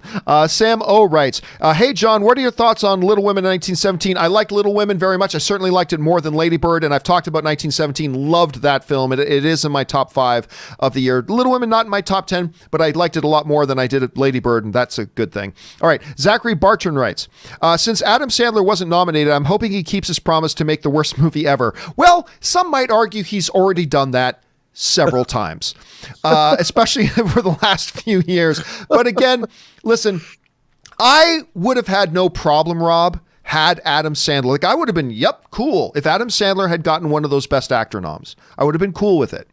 But I just honestly don't see anybody I would bump out to make room for Adam Sandler. Right. Listen, I can only speak for myself, but for example, I am not bumping out Leonardo DiCaprio for his performance in Once Upon a Time in Hollywood. I'm not bumping him out for Adam Sandler in Uncut Gems. I'm definitely not bumping out Joaquin Phoenix for his role in Joker. I am absolutely not bumping out Jonathan Pryce for his role in The Two Popes. I am absolutely not bumping out Adam Driver for his performance in Marriage Story. Maybe there's an argument to be made about bumping out Antonio Banderas. But when you get down to talking about maybe one spot you would bump out, I mean, it's tough. It just really speaks to how good the lead performances were this year. Yeah. But were you, let me just ask you just quick, Rob, were you expecting to see Adam Sandler in the nominations list? Well, people were talking about it, and I haven't seen Uncut Gems. I've only seen the trailer, and I always like it when I have a soft spot for comedians who take on dramatic roles. I think I have since I saw Robin Williams in The World According to Garp. And I think that comedians can, when they're like, I've always liked Kevin Pollak as a dramatic actor in things like Usual Suspects or A Few Good Men, and he was a stand-up. So I was really hoping that Adam Sandler's performance was recognized because, I understand he's the water boy and he's Happy Gilmore and a lot of people, but when you put yourself out there and you do something sort of transcendent, especially for you, I love when that kind of thing is recognized. So I was hoping that he was going to get that nod, if only because I love it when comedians are able to do that. Like, I really thought, what was it? Funny People, the Judd Apatow movie. Right. Yeah. I was really impressed with him in that film. And I like Adam Sandler. Oh, I love Adam Sandler. Just when he does dramatic stuff these days. I loved his old comedy. I just don't love any of his new comedy, unfortunately. But listen, guys, I know I'm always plugging this movie. If you have not seen Adam Sandler in Reign Over Me, I think he should have gotten an Academy Award nomination for that. I mean, he's got some of the most naturally born, he's been touched by God as far as I'm concerned when it comes to his ability to act in dramatic roles. So 100%. I hope he does more of that in the future. All right. Raph Gerwig fan Castillo writes, in a roundtable discussion, Greta Gerwig, the director of Little Women, said she consulted Spielberg about Little Women and showed him the film, and he gave her a lot of notes which she paid attention to. I would as well. Well, listen, if you have the opportunity to sit down with the GOAT, to me, the undisputed GOAT, the greatest of all time Hollywood filmmaker, Steven Spielberg, you listen to him. But Rob, I was telling the story the other day. There is a story about a filmmaker going to Steven Spielberg to get notes, and he took those notes, and I think the results were pretty bad, which was when J.J. Abrams had been developing two separate scripts for two different movies. One was a movie reflecting back to his own childhood when he would get a Super 8 video camera and run around, and him and his friends would go around and make movies together. And it was kind of a movie about that. Then he had a second script about a totally different movie about a train carrying an alien monster leaving Area 51, has a crash in the desert, and the monster gets out. And it was at CinemaCon that J.J. Abrams was telling the story. He goes, so I met with Steven Spielberg, and just to talk to him about a couple of my scripts, and Spielberg said, why don't you make those both into one movie? And the result was the movie Super 8. Which I do not like. I'm not a fan of that. Me neither. I do not like, but I'll tell you what, when I heard him tell that story, I'm like, I'm now suddenly fascinated to see what that movie just about being kids and making your own movies with the old Super 8 video camera. I would have loved to see that movie. I also would have loved to see the monster Super 8 movie. Video camera? Come on, bro. Super 8 film. We had to wait a week to get our film back. Sorry, I stand corrected. I'm an old man, John. I'm an old man. I stand correct. Well, even the VHS video cameras are technically film in the cassette. But I was all down. I would have been all down for it. So it doesn't always work out, but most of the time with Spielberg, I'm sure it does. All right. Trev 8 writes, over under 15%, Scarlett Johansson wins both Best Actress and Best Supporting Actress. I would go 1%. I would go 1% on that because, listen, I'm happy that she got a supporting actress nomination for Jojo Rabbit because she is wonderful in it. But I also would have been okay if she didn't get the nomination. And when you're talking about first of all, Laura Dern is going to win this award. Her supporting performance in Marriage Story is just stupid. She's so good. Kathy Bates would win it over that. Yeah, so I got to go 15. It seems like it's low, but I would go I'd say 2 or 3%. Rob, what do you think the odds are that Scarlett Johansson takes home both of those Academy Awards? Probably 0. I mean, look, there's always a possibility. But there's so many strong contenders. And I just think that she like you said, there's so many great deserving performances this year, and that's not to take away from her at all. I just think that it's a really, really strong year, and I just don't see her winning both. All right, let's move on here. CJ Mann, who is a Patreon supporter. Thank you, CJ, for being a Patreon supporter. I was listening to my Spotify top playlist from 2019. Most songs were from soundtracks, songs like Brandy, Hurt, Starman, Rocketman. What movie songs do you listen to regularly? Not a lot from this year. But, I listened to the Man of Steel soundtrack a lot. I've been listening to just a couple of tracks off the Black Panther soundtrack. Probably the movie soundtrack I've listened to more than any other movie soundtrack ever. And don't laugh at me, but is probably Mortal Kombat. The Mortal Kombat soundtrack. The Mortal Kombat soundtrack is awesome. It actually is pretty good from start to finish. Like everything from the Mortal Kombat to like Du Hast. Like I love every song on that album, and I can just pop on that album anytime and just listen to it. And by the way, you know what? Matrix 2 has a pretty good soundtrack as well. Yes, it does. I actually pretty much like the Matrix 2 soundtrack a bunch. Anyway, Rob, you got any like song soundtracks from movies you listen to a lot? I don't know about song soundtracks, but I've been listening. The soundtrack that I've listened to the most over the last 5 years, people are going to be like, wait, what? Is Rachel Portman's score for Never Let Me Go, the Mark Romanek film. It's a lyric. I listen to that when I write and when I work a lot. And when I'm here in my Robservatory, I've been working on the Robservatory because I'm moving stuff around and moving boxes and emptying stuff out. I crank the Blade Runner 2049 soundtrack all the time. Nice. I really love that soundtrack. And like you said, I'm a fanatic for the band Juno Reactor, and Juno Reactor teamed up with Don Davis to do a lot of the music for the Matrix movies. And if you haven't listened to Juno Reactor's albums, they're incredible. And their compilations like Bible of Dreams. Juno Reactor is insane. I love that band. I want to see them so bad. I almost saw them once 10 years ago and I didn't. I desperately want to see them. I love Juno Reactor.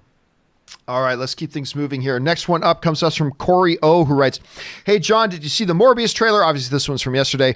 From what we got from it, I like that it seems to follow Venom in a darker and more violent tone. I'd say it's even darker. It looks even darker than Venom did, because Venom went darker, but also had a lot of humor in their marketing. This one just seems to be a little bit more intense and dark, and I'm a big fan of this trailer. I mean, it's not the greatest trailer of all time or anything like that, but I'm a big fan of the trailer as a first trailer. Swimmy writes, "WTF, John, no Cats nominations? I know, Cats got snubbed. Cats got snubbed." I think we all can agree on that. All right, Bill Dozermick writes, "R.I.P. Neil Peart, again, great, good Canadian kid, greatest drummer of all time. Sorry I had to drop in and check on my fourth favorite Canadian today after losing such a talented human being. Sorry, Getty and Alex, still beat you, no problem.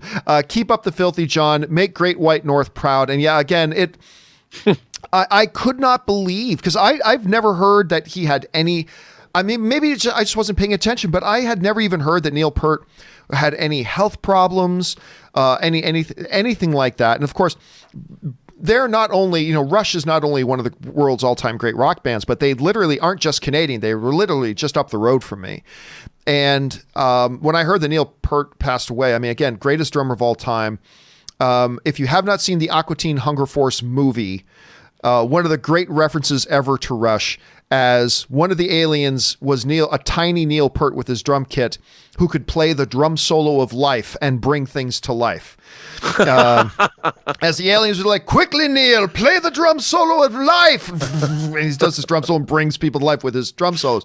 I mean, yeah, it was a huge, huge loss. And of course, like, I don't even know if the movie I Love You, Man would exist if it wasn't for the music of Rush. And yeah, just such a sad thing to hear. So thank you for sending that in, Bill. All right, let's move on here. Adam K writes, "Ford v Ferrari got a Best Picture nomination without director, writing, acting, or cinematography. Second year in a row that this happened after Black Panther." True, but if I'm not mistaken, let me just double check here. Yeah. Yeah, which is one of the reasons why I said that while Ford v Ferrari is in my top 10 of the year list, it is very, very, very rare because it didn't get a screenplay nomination. I don't believe it did. Yeah, no, it didn't get a screenplay nomination, no acting nominations, no director nomination, no cinematography nomination. It did. This is so rare, but it happened last year with Black Panther, which is part of the reasons why I didn't think Black Panther deserved. So look, if you can't say that the director was one of the best of the year, if you can't say any of the performances were one of the best of the year, if you can't say the screenplay was one of the best of the year, if you can't say the cinematography one was the best of the year, then explain to me how it got a Best Picture nomination. Again, Ford v Ferrari is one of my top 10 favorite films, so I'm happy to see it there. But if you, as the voting academy, don't even think it's one of the top in any of the significant major categories, how does that get a Best Picture nomination? While other films, like for instance, you're looking at Knives Out did get a nomination for Best Screenplay. So how does that not get a Best Picture nomination? So Rob, it's just one of those little, I think, inconsistencies that the Academy needs to really look at. Because if I have no problem with the nomination, I don't. But if you don't think that movie was one of the best in any of the other major categories, how does it get a Best Picture nomination when maybe some others don't? So. But then again, I don't know where you replace it with, because Uncut Gems didn't get any of those nominations either. The Farewell didn't get any of those nominations either. My Name is Dolomite didn't get any of those nominations either. So, I mean, I don't know. Maybe I'm just spinning my wheels here, but what do you think about all that? Well, I also think who's seen what? I think The Farewell and Uncut Gems are probably less seen than other movies, even though they send out screeners and things like that.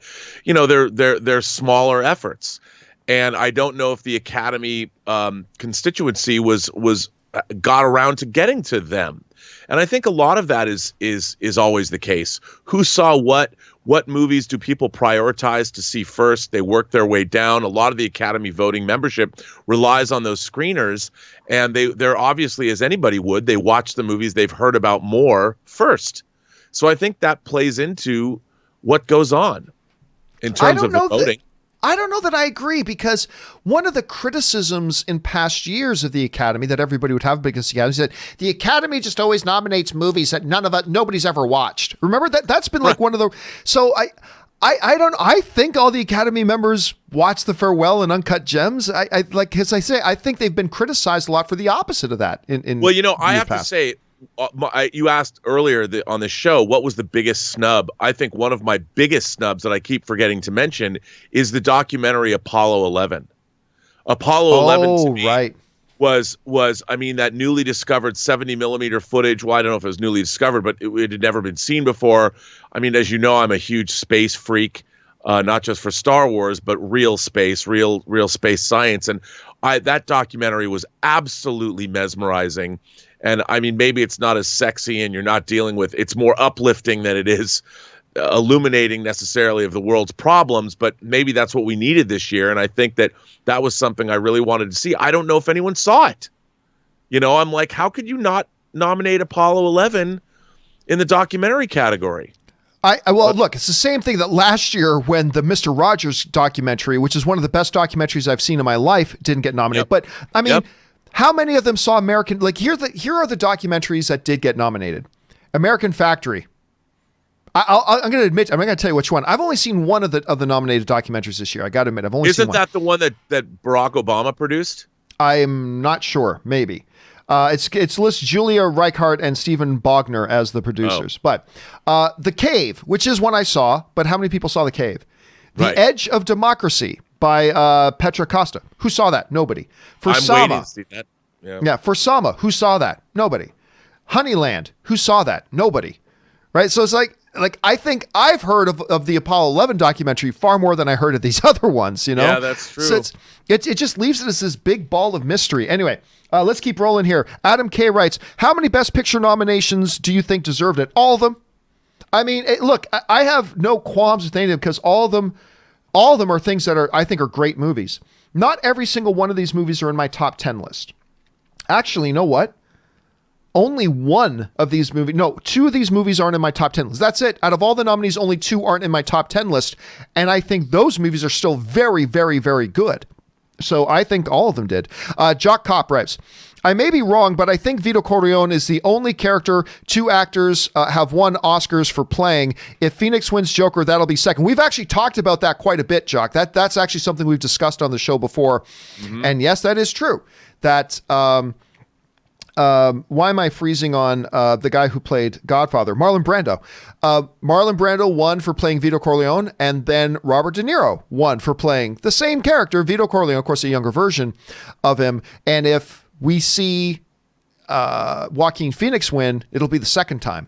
And both times will be with one of them winning for lead actor and one of them winning for supporter. So the thing, and as another little connection, Robert De Niro is in both. So there's another little fun connection to keep in mind there. All right. Luis Dotson writes, Spidey suit in Morbius trailer looks like the Raimi one. It does, but clearly it's not the Raimi one. It looks like the Raimi one, but this movie is not taking place in the Sam Raimi Spider-Man universe. I mean, unless, Rob, they're throwing us a massive curveball. Unless this is a massive curveball and Michael Keaton is not Vulture, he's another character, and this is a Tobey Maguire era Spider-Man. I mean, maybe that's the curveball, but I understand the portrait on the wall looks like the Tobey Maguire one, but remember, it's just street art, so I don't think that means anything. But you've probably heard people talking about that too, Rob. How would you respond to that?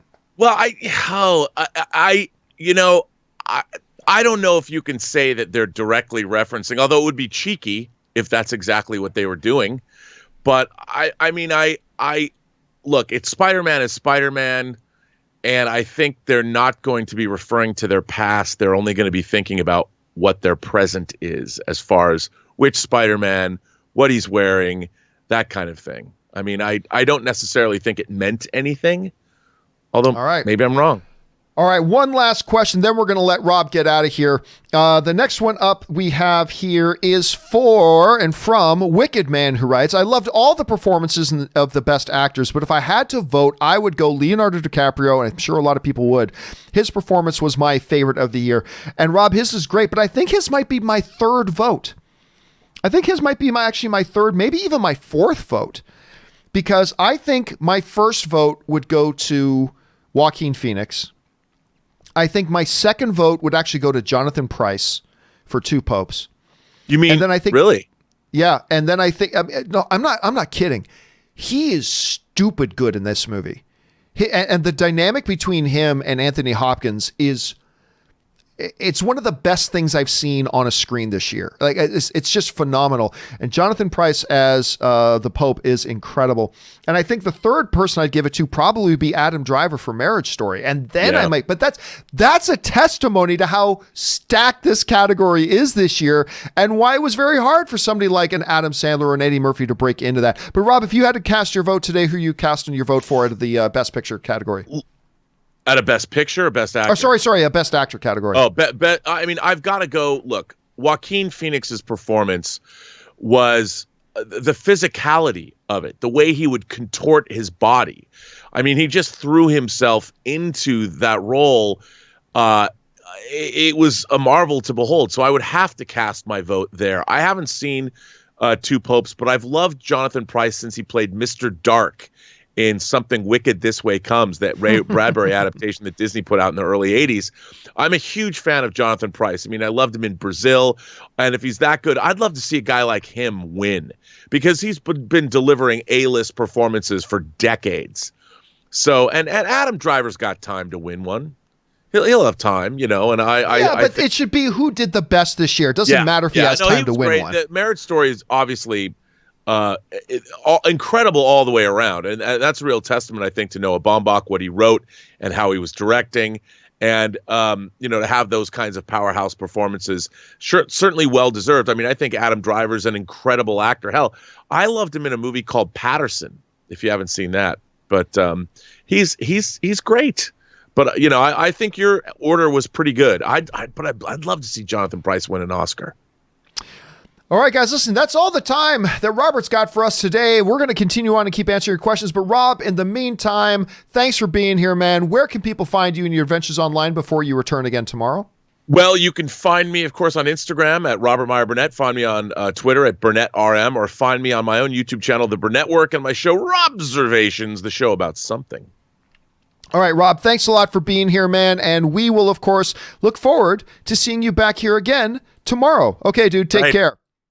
All right, guys, with that down, we still got a lot of questions to get to, and we still got like over a half hour to go. So let's keep on going here. And the next question up that we're going to take comes to us from Adam Beavers, who writes, rat plus tripwire equals almost heartache. Again, I can't address that question because hopefully a lot of people don't know what movie you're talking about, so I don't want to give any spoilers away, but I know what movie you're talking about, and I agree. All right, Tats writes, biggest Oscar snub was Brandy from Once Upon a Time in Hollywood. Hashtag justice for Brandy. I don't agree. I don't agree, but that's just me. I'm sure there are other people who agree. All right, Darth Sidious writes, hey, Google Play... Oh, no. Almost got me to say it, but I didn't do it. Okay. Oh, no, you did. By John Williams. No. Playing on Google Play Music. Damn it. Hey, Google, stop. It was going to play John Williams stuff, so there you go. Oh, you got me there. You got me. Darth Sidious writes, John, you're acting as if no one is looking forward to the Clone Wars Season 7. I never said, name once that I said no one's looking forward to Clone Wars Season. I've never said that. I don't care about it, but I'm not acting like nobody. I've never once said that at all. I don't care about it, but I've not once ever said people aren't looking forward to Clone Wars Season 7. Disappearing Boy writes, just saw a story today that Jar Jar Binks is rumored to be appearing in the new Kenobi series. What? Did you hear? Ignore it. We covered that. Just ignore that stupid thing. Hello there, writes. John, I know Return of the Jedi is your favorite Star Wars, but which movie do you think has the best Luke Skywalker moments? For example, Return of the Jedi is far from my favorite, but I think it's the best version of Luke we've seen. Thanks, John. Well, the best Luke Skywalker moment is, to me, the greatest scene ever in the Star Wars movies, which is the Emperor's throne room scene between him and Vader. The fight, the discussion, the emotional impact of the whole thing, that to me was everything. And that to me is great. Now, the moment, while it is not my favorite Star Wars movie, that moment in The Last Jedi when he pulls that whole force power thing of physically or like transponding himself all the way across the galaxy to appear on Crate, and like he took down and saved everybody without actually doing any violence to anybody. That was a great moment too. It's a great moment, but I've got to go with that Return of the Jedi scene in the Emperor's throne room. That for me is absolutely it. All right. Jordan Ventura writes, ScarJo had the greatest year in Hollywood history. No. She had a good year. She had a really good year. I don't think she had the greatest year in Hollywood history though. Glow Drew writes, do you think HBO's Watchmen should have been done as a film instead of as a show, and proper sequel to the Snyder film? Well, remember, this was not a sequel to the Snyder film. This was a sequel to the graphic novel. This had nothing to do with the Snyder film. And when you consider how really well this Watchmen turned out, do I think they should have done it differently? It's hard to say that when it turned out great. So no, I don't think they should have done it as a sequel to the Snyder film, because people are very divided on that Snyder film. I'm not a big fan of that Watchmen film, although I didn't hate it like some other people did. I thought it was okay. I know some people that love it. I know some people that hate it. It was absolutely the right decision to make it a sequel to the graphic novel as opposed to a sequel to the movie. And it worked out great. So working out as great as it did, it's hard to say that they should have done it differently. You know what I mean? All right. Cinema Survey writes, hey, John, I really appreciated what you said about the importance of community in film fandom. Having a film review channel, I want to do a good job fostering community. What is the best way for a small YouTuber to provide community? I think it's just the best way to foster community is to act like you're a part of the community, right? I mean, one of the best things about me in this job is that I get to be a part of the community. So just be always aware that you are but a member of the fan community. I am nothing but a member of the fan community. That's it. And, you know, I try to talk to, even when I'm angry and ranting, whatever, I try to do it in a way that I feel like I feel that I'm talking to my fans and to the people who are watching the show, my fellow film fan community members. And so I think there's a lot of that. Make sure you have a lot of interaction. But yeah, I believe community is definitely a huge, huge part of it. And I could go on for that with an hour or more, but I believe that's a massively important part. Because, listen, I could do the John Campea Show in such a way that the views of the show are completely dependent upon what is the news today. Because if there's not a big story today and you're just reliant on that, then no one's going to watch the show. But there are still thousands of people who come in and participate in the show every day, even when there's not an interesting news topic, because we've developed community. We just like all getting together here and talking movies together, whether it's in the live chat or in the comment section or hearing me talk on the show, whatever. That's the thing. And that's, I believe, what is the foundation of it all. But that's just me. That's just my personal opinion. All right. Willow writes, do you know anyone who vastly prefers one Godfather movie over the other? Yes. I finally got my mom to watch part 1 and part 2, and she thought the first one was way better than the second. Oh yeah. Yeah, absolutely. Absolutely. I know people that think, I mean, almost everybody I know thinks they're both magnificent, but a lot of them think part 2 is easily better than part 1. And a bunch of them think part 1 is easily better than part 2. I think they're very close. I think they are remarkably close, to the point that I go back and forth sometimes as to which one I actually think is the better movie. I think right now I'm kind of in a Godfather Part 2 phase. I kind of think Godfather Part 2 is better, but there's been periods of my life where I thought Part 1 was better. So, but yeah, there are some people that really prefer one or the other, but I personally, Willow, I think they're very, very, very close. They're just both so magnificent. All right. Tannis90 writes, hey guys, did you notice that Holland / Spider-Man has been in theaters every year since 2016? This will be broken this year, but apparently not with the Venom 2 rumors. I don't remember seeing this in any characters in movies. Looks is no ending. Thoughts? Well, yeah, I mean, listen, Rob thinks he's going to pop up in Venom. I don't, but he very well could. And now there's this whole possibility that maybe he even pops up in Morbius. Hell, what looked like a year that we weren't going to see Spider-Man on screen at all, we may see him twice. We may see him 0, but we could theoretically maybe still see him twice in 2 movies, depending on how this all plays out. It's totally crazy. It is completely crazy. I'm so fascinated to see what Sony's trying to do here. I'm fascinated to find out what they're doing. All right. Thanks for sending that in, Tannis. All right, next up, ZOMG Ruler writes, I know you don't do X actor and X role, but how about actors who are the only choice? Like when DeVito was the only one for Penguin. See, I don't believe that's true. I think there are other actors who could have done that role. Only actor I see playing a live action Dr. Psycho in a Wonder Woman movie is Peter Dinklage. I don't know anyone that could top Dinklage. Listen, but again, it all comes down, ZOMG Ruler, to you have no idea. Like, you're saying that based on the character, the way you're writing the character in your head. We have no idea how the character would be written by another screenwriter and what the nuances would be. And then maybe somebody else would be a much better version of all that kind of stuff. So that's why I don't get into the X actor for X role discussions very much. Because when you're talking about that, when fans, including myself, when we're throwing out names of people who could be, great for a particular role, what we're really doing is we're saying that actor would be great for the role the way we're writing the role in our own head, right? Because you have no idea. You have a certain image of how a character should be portrayed in a scene or in a movie, when really a filmmaker might want to do it a little bit differently. And if knowing how that filmmaker wants to make that character, then maybe the actor you're thinking about wouldn't actually be a good fit. And that whole thing is why I don't get into the X actor for X role discussion very much. So I leave it up to the director and I just say, just make sure it's a talented performer. As long as it's a good actress or a good actor, then I'm all for it. Then I'll leave the details about who's the better fit for the character to you, because only you know how this character is going to be in this movie. So that's why I kind of go on that way. So anyway, that's just me though. That's just me. I know a lot of other film fans do it differently, but that's just kind of how the way I approach it. All right. Casey writes, hey John, have you ever seen Legend of Korra? No, I have not. Did you like it? What's your favorite anime show, or what shows would you recommend? I'm not the world's biggest anime fan. I mean, I've said that before. Not that I am anti-anime, not at all, but I'm not the target audience. But an anime show that I have loved my whole life, and I want them. I know there was an Asian live action version of it that wasn't very good. I'm dying for a North American studio to finally make. There's been talks about it, but nothing's ever happened. And that is Space Battleship Yamato, maybe also better known as Star Blazers. That show is awesome.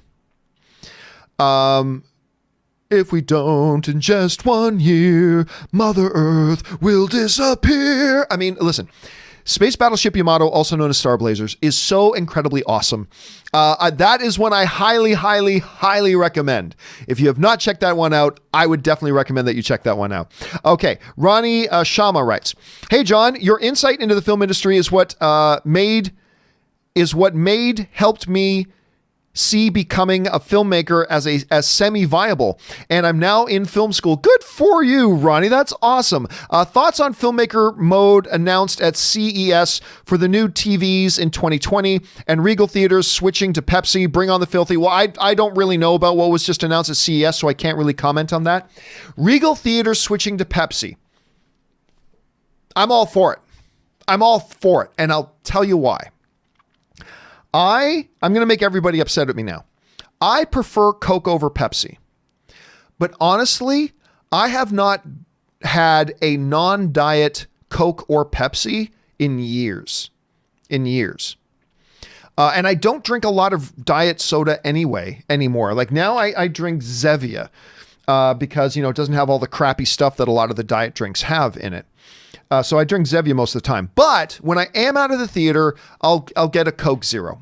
I'll tell you what, I prefer regular Coke over regular Pepsi, but I vastly prefer the taste of Diet Pepsi over Diet Coke. So the non-diet stuff, I prefer regular Coke, but in the diet stuff, I think Diet Pepsi just tastes way better than Diet Coke. So I don't go to Regal Theaters because I got AMC's right by me, but I do have Regals in LA, and I do have to go into them every once in a while. I love the idea that there's finally going to be a movie theater that will be able to serve Diet Pepsi. So I personally think it's great. Send in all the hate, but I think it's great. Anyway, that's just me. Okay. Next one up, and good for you, Ronnie, again, for getting yourself into film school and stuff like that. If you got a dream and you got something you want to do, actually do something about it, and you're doing something about it, and I applaud you for that, dude. All right, JCL Productions writes, part 1. Hey, John, I work for a YouTube multimillionaire as his video guy, and he told me creating online courses is where it's at and $1 billion business. I look at you and see a great communicator and thought you'd be a natural at it. Well, thank you so much. Part 2. I've done multiple courses for him, and each one takes a couple of hours to film, and he makes serious bank off them. You could definitely do an amazing course on how to run a one-man live stream, how to run a business, etc. I definitely buy that. And first of all, JCL, thank you so much. I appreciate the kind words. I have actually thought about that.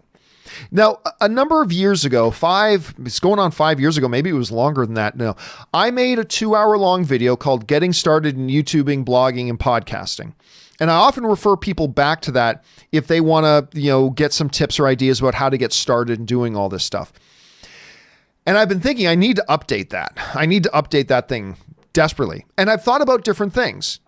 Do I just do another quick 2-hour video, or do I make an online course, like walking everybody through the philosophy of it, everything from the equipment that I use, how to use different level, doing things at different budgets? Because I've done these things where my only budget was a cheap $15 computer microphone and a $50 webcam, all the way up to the point where I have thousands of dollars worth of cameras. I have, really high-end microphones and high-end software. So like all the different ways.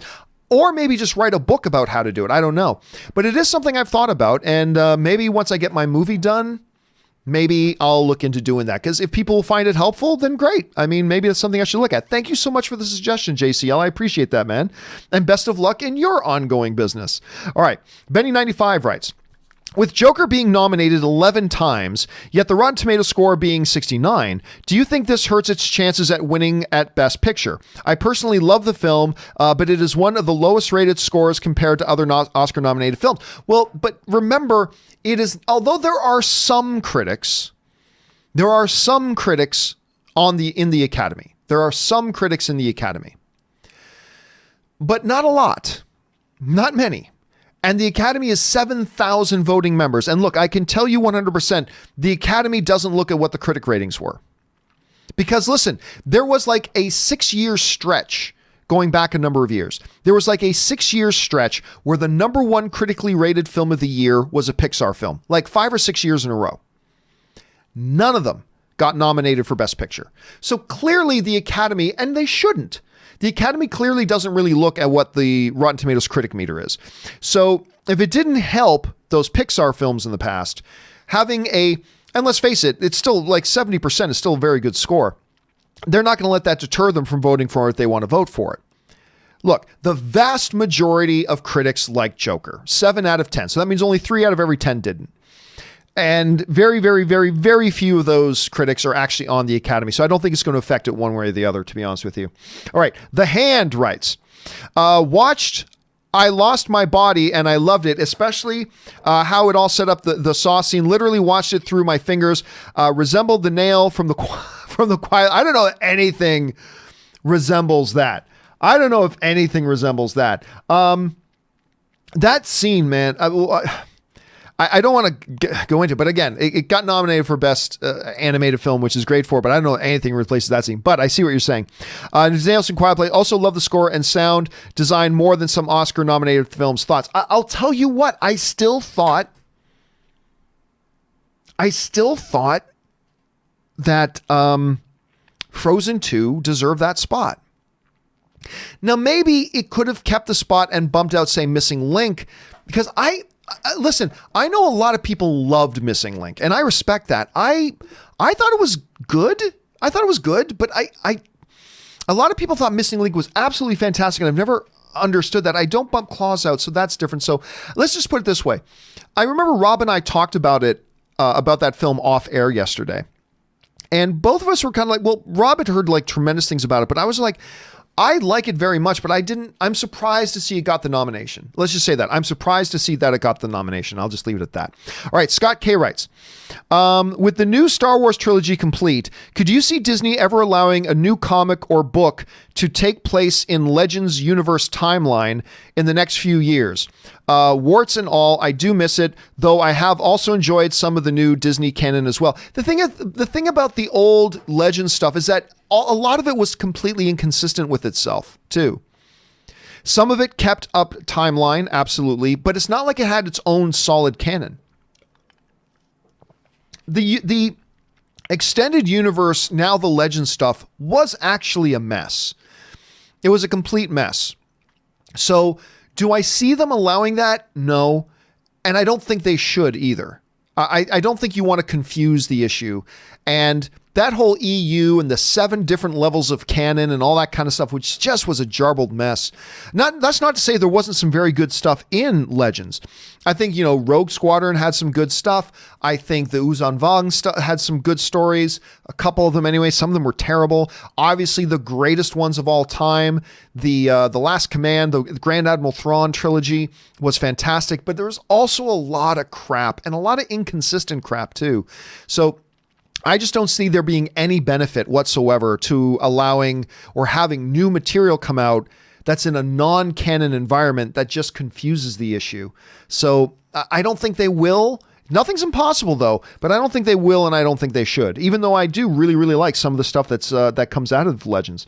All right, next up here, Benny95 writes, De Niro plays himself in a lot of roles. I disagree.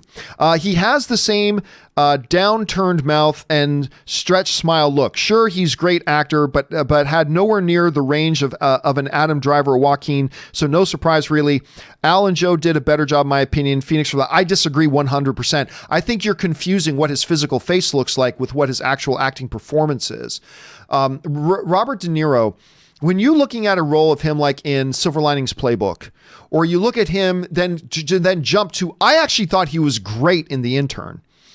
And then, that was it called The Intern, the one he did with Anne Hathaway? Anyway, I thought he was great in that, very different character. To then going into something like this, I think you're confusing just the look of his face with the actual range that he brings to his characters. So listen, clearly, Benny, there are a bunch of people who agree with you because he didn't get the nomination. So clearly there's a lot of people that agree with you. I'm just not one of them. I completely disagree with you about that. I think he is still one of the world's best performers, and I totally believe he carried that movie. I believe he carried that movie. And I mean, everything was dependent on him, and you had some fantastic surrounding supportive performances, but it all hinged on him. And I really thought he deserved a nomination. I really, really did. But again, Benny, he didn't. So clearly there are a whole hell of a lot of people that would agree with you over me on this one. All right. Suthius writes, in Mr. Schnepp's voice, yo, son, has there been any news on Watchmen season 2? Just finished it and thoroughly enjoyed it. I think it's, kookiness is on par with Doom Patrol. I don't agree with that. I think it's a very, very great show, but I wouldn't say it's kookiness is kind of, I don't think it's the same kind of kookiness as Doom Patrol. But anyway, just finished his Dark Materials as well. Also enjoyed it. I swear HBO has great content. HBO is the king of content. Look, I'm not going to pretend that they have the most popular shows other than Game of Thrones, obviously, but HBO has consistently put out, when they put out a new show, you almost just take it to the bank. It's going to be amazing. It's going to be amazing.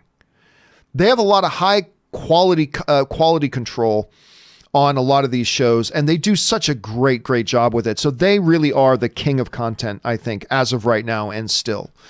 As far as what have I heard from Watchmen season 2, none of it. Actually, I think it's a no-brainer that you do a season 2, but from what I've heard, they haven't even truly 100% decided to do a season 2, let alone even have any news about it.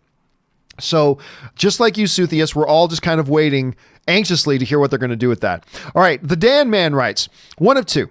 Some believe that the Batman won't be connected to the DCEU. I hope it is. The film was always set to take place years before the events of Man of Steel. R. Pats is 14 years younger than Ben Affleck, so unless they were going to de-age him, the recast makes sense.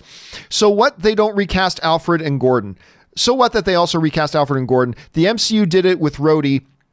The DCU is doing well. Keep it going. I don't want a CW situation where Batman is only referred to. Let's continue to see him play with others. We already have a great solo trilogy. And Dan, there's something you're missing here, though. They didn't just recast Gordon. They completely changed the character of Gordon. Because you've gone from J.K. Simmons to, why am I forgetting Birdie's name? Why am I love this actor. Why am I suddenly pulling a brain freeze and forgetting the name of the actor? Jake, going from J.K. Simmons all the way going over to Jeffrey Wright. I mean, you've gone from a very Caucasian white man to a very black man. They didn't just recast it. It wasn't just recast where you get the same kind of person like you did with the Rhodey character moving to Don Cheadle. This is a very different thing. This is a totally different Jim Gordon. You can't just play that off. Now, if they had gone out and got, say, Michael Keaton to play the new James Gordon, right? Well, then you can make that argument. Yeah, that maybe it's still the same character. They just recast the actor. But this is clearly a completely different character. This is a completely different Jim Gordon.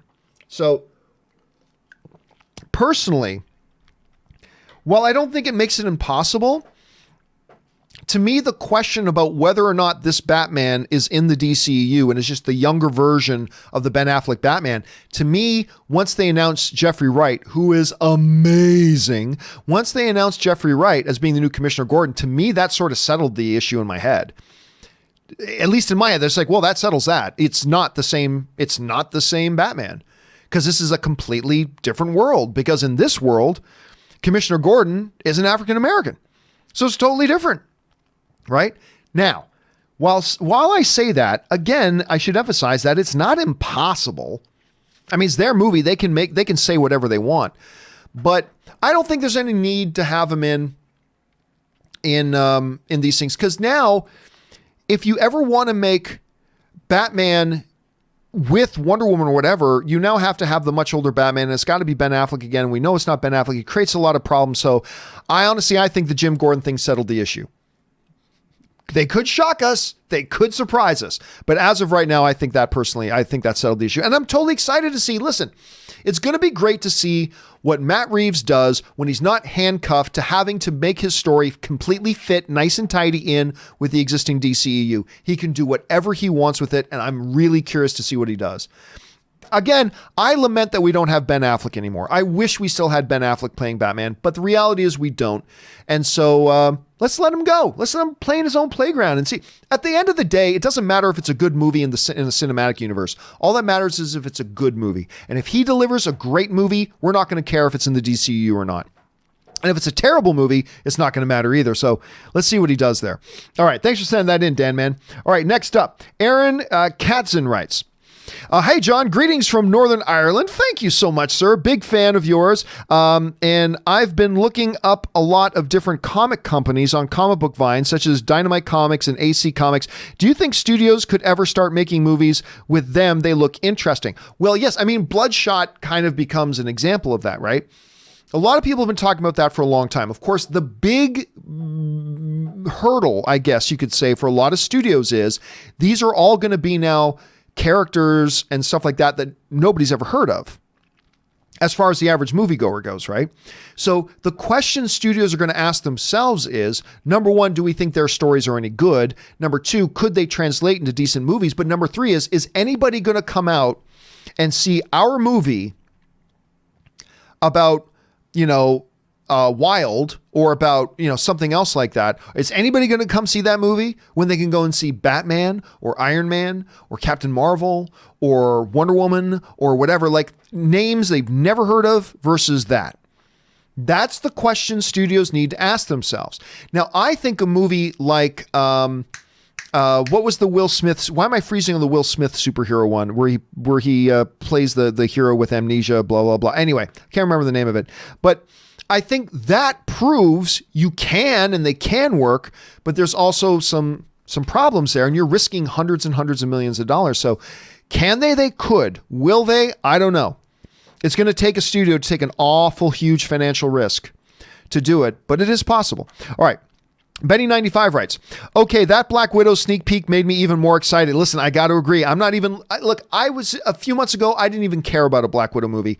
This has been a pretty good marketing campaign because now even I'm on board with it. Luke1234 writes, better fourth wall breaker, Ferris Bueller or Deadpool? Clearly Deadpool. Ferris Bueller had a couple of nice, what, you're still here? Go home. He had a couple of nice ones, but clearly Deadpool's the better fourth wall breaker. All right, Ben Rayner writes, so with seeing that cameo in the Morbius trailer, does that raise you expect tons of seeing of a Tom Holland, at least cameo in Venom 2, over under 35%? I'm still going to go under 35%. And by the way, we don't know that was a cameo. There has been nothing anywhere that has officially said that was Vulture. All we know is that it's Michael Keaton. Now, I'm kind of expecting it to be Vulture, but I'm just saying, let's all keep a level head right now.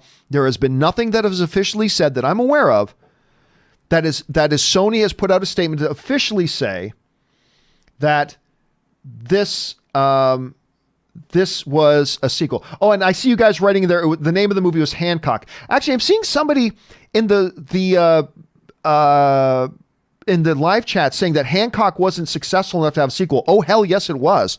Hold on a second. Box office. It made $624 million.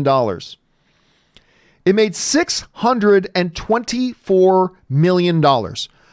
A movie about a superhero that was totally original. Nobody had ever heard of it. Blah, blah, blah. They make the first movie. It made $624 million. A character that nobody had ever heard of. You don't think that's enough to make a sequel? Damn right it is.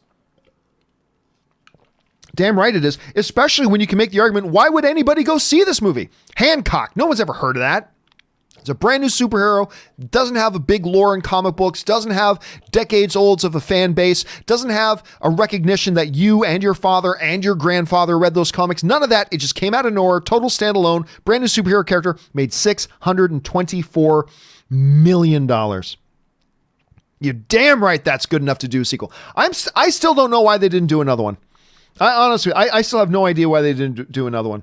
Anyway, that's just me. But anyway, back to the Morbius thing. We don't know that was a cameo or not. I'll still go under 35%, but it's definitely a possibility, Ben.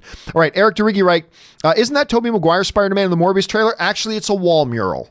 It's a wall mural. Maybe it looks like the Tobey Maguire thing, but that doesn't mean it's the Tobey Maguire thing. I really don't expect Sony is going back to the Tobey Maguire Spider-Man verse. All right, LG Mallinson writes, Which would make you more proud to have directed? The number one highest grossing movie ever for now, or a movie nominated for 11 Oscars? And yes, it's a friendly Joker versus Endgame debate. Oh, that's no question. What would make you prouder as a film director? Oh, directing a movie that got 11 Academy Award nominations. That's easy. There's no question about that. Listen, there are Transformers movies that made billions of dollars and they suck, but they're Transformers. So, there you go. But they suck. There are people who like them and that's great, but to me, they completely suck. When you're talking about getting 11 Oscar nominations, that's speaking to the quality of the film. So I would definitely be prouder as a director to direct a film that got 11 Academy Award nominations. That's for sure. Obviously, I'd still be incredibly proud to direct the number one box office film of all time, obviously. But I think there's a lot more prestige and to the craft and everything like that you directed a film that got 11 Academy Award nominations. I'm not saying that makes Joker better than Endgame, although I think Joker is better than Endgame. But I don't think that proves that one way or the other. I'm just saying that's the one that would make me more proud. All right, Murray Reich writes, if Keaton is playing a bigger role in Morbius, then I'm okay with it. But if that was to be a surprise, I would personally have saved it for the film. I guess they wanted to sell it to the audience, but maybe the movie has more surprises than we actually think. I absolutely think that, look, when you're marketing a film, you got to get people excited about your movie. And little cameos, I don't consider cameos a big spoiler. I consider major plot twists spoilers. Little pop-up surprise cameos, I don't really consider those spoilers, so I don't care about that. And listen, we're all talking about it, so clearly it was a good marketing move, right? And again, right now, we don't officially know if Michael Keaton's even playing Vulture. He could be playing a completely different character. We just don't know yet, but it's going to be interesting to see. All right, 50 Shades of Geek writes, I accidentally forgot rent was due this week and ended up using all my money on the John Campea Show. Didn't have enough to pay. Hope that they don't evict me. Thanks for all you do, Mr. Campea. And obviously you're being facetious because I told you don't spend your rent money on that. Don't even joke about that, though, because I never want to feel like somebody actually did that. All right, Casinema Reviews writes, worst film I've seen this year was The Anniversary. Cringeworthy dialogue and bad acting. Erin calls herself an actress. LOL, no offense, just my opinion. After all art is subjective. Well, listen, my movie, The Anniversary, is a film I made as a filmmaker who is not a filmmaker. That much is clear. And I am super proud of that movie because I just wanted to know and appreciate what it was that filmmakers do. So I decided to make my own film and I'm very proud of it. And, I actually made some money on it and it was great and wonderful. But look, I do not have delusions of grandeur. Compared to real movies, no. No. But Erin was awesome in that movie. Erin was great in that movie. All right. Wicked Man writes, I watched The Favorite and I loved it. I have a big crush on Rachel Weisz. That movie's phenomenal. The acting performances in it, that movie was great. And yeah, first of all, Rachel Weisz, I was a little bit surprised and curious to see though she was going to be in Black Widow. And then once I start to see the role she's actually playing, I'm like, okay, I'm buying into this. And this girl, she can do no wrong. All right. Murray Reich writes, it must suck to be a Houston fan. First, the Texans blew a 24-0 lead, which they ultimately lost the game. And now with the Astros situation, with their GM and manager gone because of the whole scandal, yikes. Yeah, no, I agree. First of all, and that's going to go down in the history for the Houston Texans. They were up 24-0 and got blown out. They lost by 20 points. How do you go up 24-0 and lose, let alone go up 24-0 and then lose by like 20 points? That, Murray, is going to go down in infamy for people who are Houston sports fans. Absolutely. All right. Clay Woodley writes, which comic book film will be more successful at the box office, Morbius or Bloodshot? I think Morbius will be. But again, that's saying that in the absence of knowing how good or bad these films are. If Bloodshot is amazing and gets incredible word of mouth, it very well could be more. So in the absence of knowing how good or bad each film is, I'll say Morbius will, but I could totally change my mind once, because if I see Morbius and it totally sucks, I might change it to Bloodshot, but it all depends on how good it is. For now, I'll say Morbius. All right. Toonie Two writes, After the record-breaking year, 2019, over under 35%, there will be no billion-dollar films this year. I'm going to go over 35%. I'm not going to say 70% or 80%, but I will go take the over on 35% that there may not be any billion-dollar films this year. Now, there are still films that have a shot. Anything that's got a Marvel label on it has a shot. So Black Widow could. I don't expect it will, but it could. Eternals could. I don't expect it will, but it could. Wonder Woman has a shot. Wonder Woman 84 has a shot at being a billion-dollar film. There's a number of others that have shots, but I would go over 35. Again, I wouldn't necessarily take 60%, but I'll go over 35 that we might go through all of 2020 without any billion-dollar films. So we'll see. We'll see. All right. Peter Rabbit writes, Jojo Rabbit being nominated for Best Picture continues the streak of the TIFF People's Choice Award winners. I love the subtle ending. The movie started with Jojo going out the door as a Nazi, ended with him going out the door, losing those ideals, growth. Good. Thank you for giving away the movie. But you listen, the movie is remarkable. The movie's remarkable. It is, to me, the best film of the year. To me, it's better than Joker. It's better than Parasite, which is my number 2 favorite film of the year. It is, to me, it is the best movie of the year. And what he was able to do with that, what Taika Waititi was able to do with that movie, showed me things I had no idea he was capable of doing. It's inspiring, it's remarkable, and I totally love that film. Let's see. I can't think of a good username writes in. Why have Sony used an image of Raimi's Spider-Man and not the MCU's? That would just confuse people. Nobody cares. The bottom line is I can't think of a good username is that nobody cares about that. Nobody cares.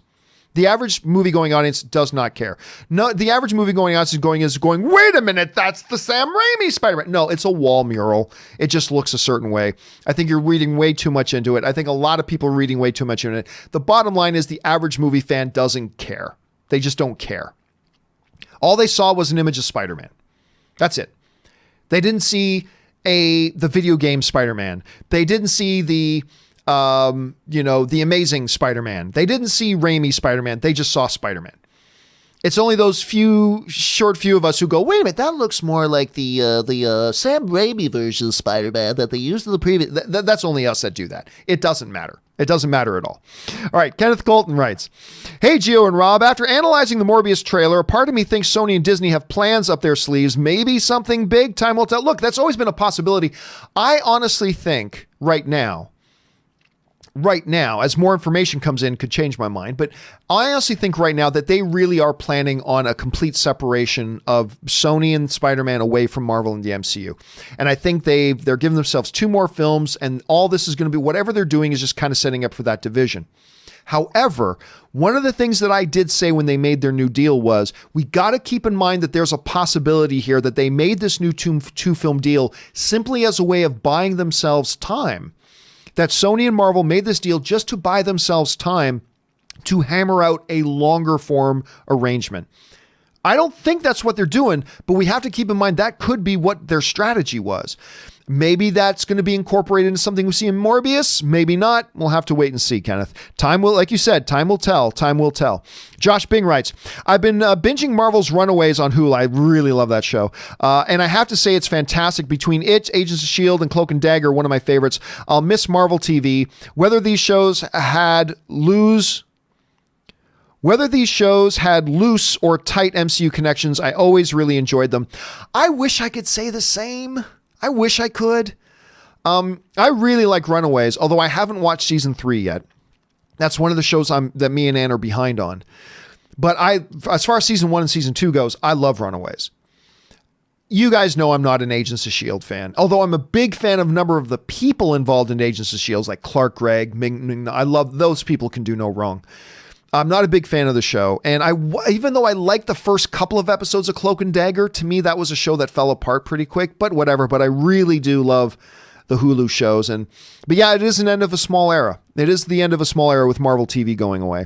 All right. The Scumbag of New York writes, does Ad Astra count as a genre flick? Maybe. I saw you use the term in a recent tweet, but I'm a little hazy on what it means. I mean, I think that's the thing. A genre flick is a phrase that is very hazy. For sure. You know what? I think you can make an argument I think you can make an argument that Ad Astra is a genre flick. Some may disagree. But listen, a genre flick is much like the term spoiler. You say spoiler, that might mean one thing to you and something totally different to somebody else. I think the same is true when you say something like genre properties or genre movies or genre material.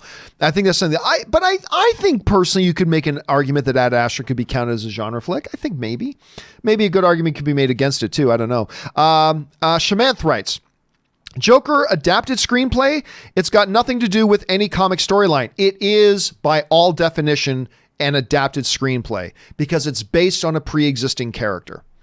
That movie was written around a pre-existing character. It doesn't matter that it's not adapting a particular story that character was in. It is an adaptation of a pre-existing fictional character. It is, by the rule and by definition of the category, it is indeed an adapted screenplay. That's exactly what it covers. So it is indeed an adapted screenplay. Jabin Carter writes, John Campea in 2020, work his butt off, hit 500,000 subscribers. I don't think we'll get to 500,000 this year, but thank you for the optimism. And creates an award-winning documentary. I don't think I'm going to win any awards, but I'll just be happy if I can finish the damn thing. By the way, my prediction for the documentary title is Ketchup on Eggs, the Scourge of Humanity. Keep up the great work, and I have spoken. You're close. You're close on the title. No, I'm just joking. You're way off. You know what's really funny? Here's something exciting. I start shooting my documentary tomorrow. It's weird. We got a bunch of us are going to be coming over here today. As soon as we're done this show, actually, I got a bunch of people coming over today.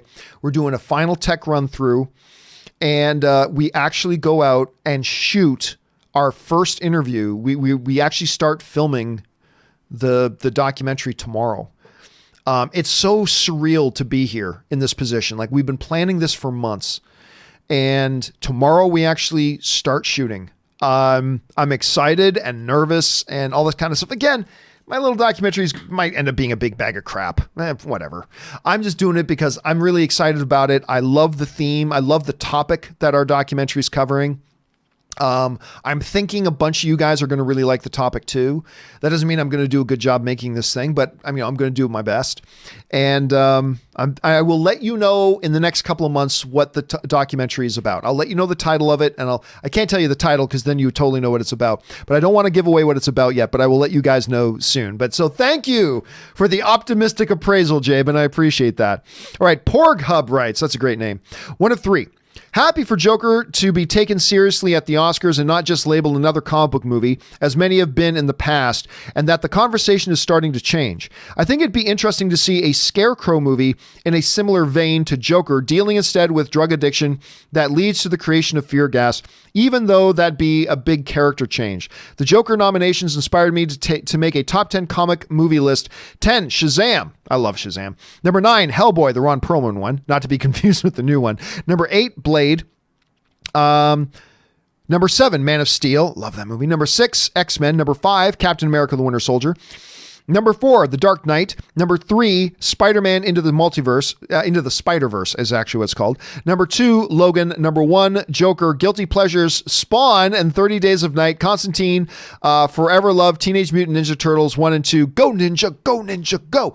Yeah, I got to put together, I did put together a top 10 all-time. I don't like doing top 10 lists, but I did do a top 10 all-time comic book movies list.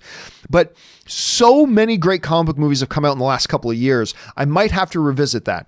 But I can tell you a couple of them that will definitely be on the list. Dark Knight, Man of Steel, Spider-Verse, Logan.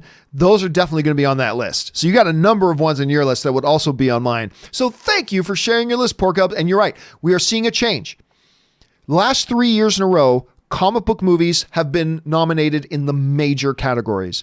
A couple of years ago, Logan got nominated for Best Screenplay. Never happened before in history. Never had a comic book movie nominated for Best Screenplay. It was nominated for Best Screenplay. The following year, Black Panther nominated for Best Picture. Incredible.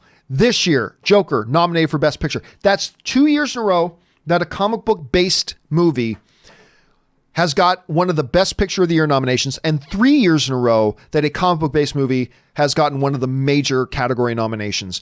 Things have definitely started to change, Poor Cub. Things have definitely started to change. All right, Blake writes, I missed Rambo Last Blood in theaters, but finally got around to watching it last night, and it's bad. But I also absolutely loved it. I mean, what's not to love about John J. Rambo just annihilating a bunch of human traffickers? Have a great day, guys. Listen, you're not far off from my assessment of the movie either. There's a lot about Last Blood that's not very good, but what I said in my review at the time, and I stand by this, there is something so viscerally satisfying about seeing John Rambo do truly evil things to truly evil people. There is just, I don't know what that says about me or about us as a society, but there is just something that is so viscerally satisfying seeing John J. Rambo visit unspeakable violence on truly unspeakably evil individuals. There's something, and so, yeah, it's not a very good movie overall, but I'd be lying if I told you that I didn't walk out of that theater feeling pretty satisfied. So it's a weird one, Blake. It's definitely a weird one. I'm glad you had a chance to watch it. All right, Black Arrow writes, more surprising hypothetical. Disney selling Lucasfilm back to George Lucas, or George Lucas directing the next Star Trek movie. Oh, well, that would be the most surprising thing. I mean, neither of those are reality at all. I'll be honest with you. I forever will worship at the altar of George Lucas. I've got on the hallway outside my door, I have a giant picture of George Lucas. I'm not kidding. I'll take a picture of it and show it to you guys. Outside my door, the last thing I see before I walk into my studio is this big giant thing of George Lucas. I forever worship at the altar of George Lucas. But that said, I don't want George directing anything, to be honest with you. I think George as a storyteller can still be very effective and proficient, but after the prequels, I lost any desire to see George direct more things. He has never liked directing, to be honest with you.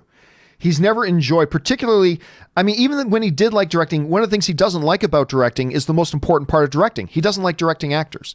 He actually doesn't like working with actors. There's a famous thing that he said to Ron Howard once. This is back when they were doing American Graffiti, and Ron Howard was in that film. And Ron Howard had kind of mentioned to George Lucas that he was interested in becoming a director. And George Lucas was all excited to hear that and said to Ron Howard, who became one of our generation's great directors, he turned to Ron Howard and said, that's great. You should get into animation. Totally get into animation. Because remember, George is talking to one of his actors in American Graffiti. He's talking to one of his actors. He goes, oh, that's so great. You should get into animation because then you don't have to work with actors. Meanwhile, he's talking to one of his actors. George has never liked working with actors.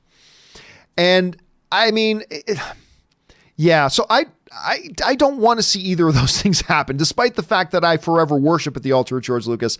I think both of these, but I think the more surprising thing would probably be George directing a Star Trek film. All right, Ethan Hunt writes, and we just have time for a couple more here, guys. Ethan Hunt writes, hey, John, what's your over-under that Lucasfilm will reach out to Jason Momoa for a Star Wars project within the next 5 years? Who cares? The question, you don't start by going, ooh, we like that actor. Let's build a movie around them. That's the wrong approach. That is the wrong approach.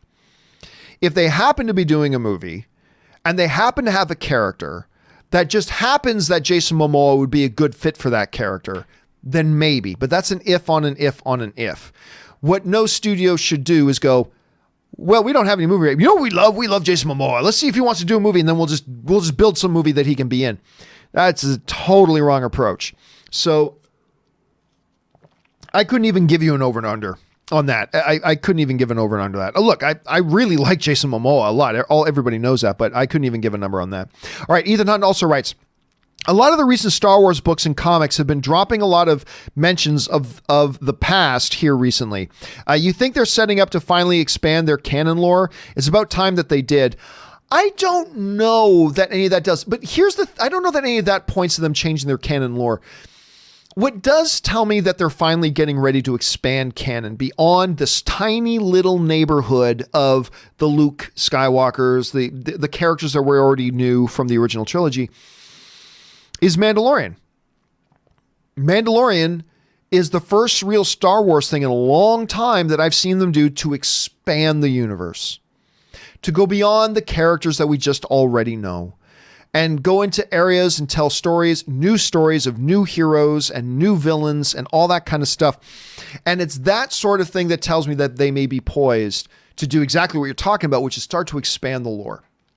I don't know that any of the past references and stuff in the current stuff does, but I totally agree with you. It feels like they are setting it up, but I feel like they're setting up through the new stuff, not through reflections on the past.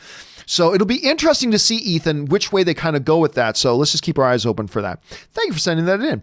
All right. Dave M writes, safe to say Roger Deakins is the John Williams of cinematography. I agree. I definitely agree. You know what's funny? I said that exact same thing last night. I was with Erin Cummings last night. She went to go see Doolittle with me. Me and Erin went to go see Doolittle last night. The movie's under review embargo until tomorrow morning, so I can't talk about what I thought about the movie till tomorrow, but I will talk about it on tomorrow's show. But we were talking about some other things as we left the theater, and we were talking about 1917. We talked about Roger Deakins, and I think I specifically said, it's funny you mentioned this, Dave. I think I specifically said that I think Roger Deakins, he's kind of like the John Williams, but of cinematography. So that is a good way to say it. Seems like everybody wants him, and when he shoots a film, it's always highly praised and usually Oscar nominated. Past cinematographers, I could be forgetting.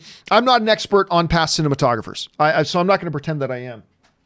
And there's certainly some names that stand out, but I mean, I couldn't get into a coherent conversation about that really, but I do think it's safe to say that Roger Deakins kind of is, at least today, that's a good comparison, I think. All right, next up, Kenneth Colton writes, hey, John, I just wanted to say that all of the things I have learned from you over the years, the one thing you deliver on every day is giving us fans hope. Well, thanks so much for that. Listen, no matter how bad, look, I don't like the new Star Wars movie, but I have huge hope for whatever the next Star Wars things is, right? I didn't like the prequels, but I had huge hope going into what The Force Awakens could be. I didn't like Clone Wars, but I had huge hope going into what could this Rebels thing be. I mean, it's always important as fans to be optimistic. I mean, be realistic too and understand that, yeah, things could go bad, but I'm going to remain hopeful. I'm going to remain hopeful. I'm going to remain positive, and here's hoping for something great. And maybe it'll be good, maybe it'll be bad. Okay, it's going to be what it's going to be, but let's be hopeful. That's kind of my thing. Anyway, that's how I feel. So thank you for sharing with me that with me, Kenneth. I appreciate that. All right, John Demoto writes, John, which one would be your pick for the better war film, Hacksaw Ridge or 1917? Not going to be popular, what I'm about to say, Hacksaw Ridge. I think Hacksaw Ridge, even it's hard to say a movie that was nominated for Best Picture is underrated. I think Hacksaw Ridge is underrated. That movie's a freaking masterpiece. I'm not saying 1917 isn't. I love 1917. Love, love, love, love it. It's in my top 5 of the year. Hacksaw Ridge to me is a resoundingly special film. It moved me and shook me, and it was very, very character based, which is kind of different from the approach of 1970. They're two different movies, but I would personally go Hacksaw Ridge. All right. Slim Trav writes, over under 9%. Tyrese invites John to the Morbius premiere. I'm not going to last. Tyrese and I just actually exchanged a couple of messages the other day. Not going to lie. We actually did. And I actually told him, you said, you know what? Your Black and Ruth film, I got to admit, pretty good. I was not expecting good, but it was pretty good. So we just actually, I'm not going to say what it was he said, but there's that. All right, Ali Hussein writes, hi, John. Love the show. Thank you so much, Ali. I just started watching The Expanse. So good. Is really good show. Thanks. Thanks to you and Robert for recommending that show. Is it just me, or does the Amos character look a lot like young Matt Damon? Ooh, I never really thought of that. I don't think that's far off. And I am almost done with season 2. I am now halfway through the new season. I'm a little bit behind, but I'm about halfway through the new season. I tell you what, Expanse is one of those shows that is like Doom Patrol. I wasn't watching it. I didn't really care about it. And then a bunch of you guys kept saying, John, you've got to watch The Expanse. It's some of the best sci-fi television of the past 10, 15 years. So finally, enough of you guys kept saying it that I'm like, all right. And Robert Meyer Burnett too was telling me, John, you got to watch The Expanse. You guys kept telling me, John, you got to watch The Expanse. So I'm like, fine. And then I got hooked. Actually, my favorite character in the movie, or in the show, is the government lady. I'm forgetting I just know she's the president now, but I'm trying to remember the character's name. And I can't remember, but every scene she's in, every line of dialogue she has, I just freaking love. It's awesome. So I'm glad you're enjoying that, Ali, because it's such a great show. All right. Gabriel Barreto writes, was there not a Don't Breathe 2 coming out? Love the first one. Seems like all the excitement went away. Yeah, there was talk of a Don't Breathe 2. That movie was great. That was such a great, I used the word a couple times today, but it applies. It's such a great visceral movie, you know? It just really gets at your core human reactions and emotions. And, you know, Stephen Lang, I thought was fantastic in it. I loved Don't Breathe, but it went quiet. And I don't know now if there's any plans to do it now. Look, for all I know, they might be actually shooting the next one right now, but I haven't heard any news about it in quite some time. So let's keep our eyes open for it, because I really do hope they make another one.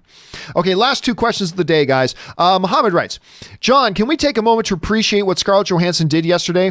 You're always saying, John, that it's very difficult to get an Oscar nomination, but how about 2 nominations in 1 year? Amazing achievement and fully deserved. First, it's ridiculous. It's remarkable. I think the last time somebody got nominated for 2 Oscars in the same year might have been George Clooney.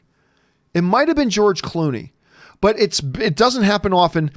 And it wasn't one of his nominations was for directing, and then one was for acting. But she got nominated for Best Actress and Best Supporting Actress. It is very rare. It's happened before, but it's rare. And what an incredible thing. And you're right, Mohammed. We shouldn't just glance over that and just brush that away. We need to appreciate how significant it is. And it's a truly special, special thing that's happened. All right. Final question of the day. You know, I'll take one more after that. I'll take Max Bishop's too. But second final question of the day. Anonymous writes, with how Deathstroke was treated in CW and Green Arrow now done, what do you think are the chances that we could get a Green Arrow movie within the next 5 years? Going to Galaxy's Edge in Orlando in exactly 1 month, this 30-year-old couldn't be more excited. And I'm going next weekend. Next weekend, I'm going to Disneyland in Anaheim to do the new Galaxy's Edge ride that's just opening up in the next couple of days.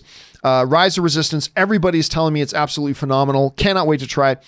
I think the chances are fairly decent that within the next 5 years in the movie world is an eternity. It's an absolute eternity.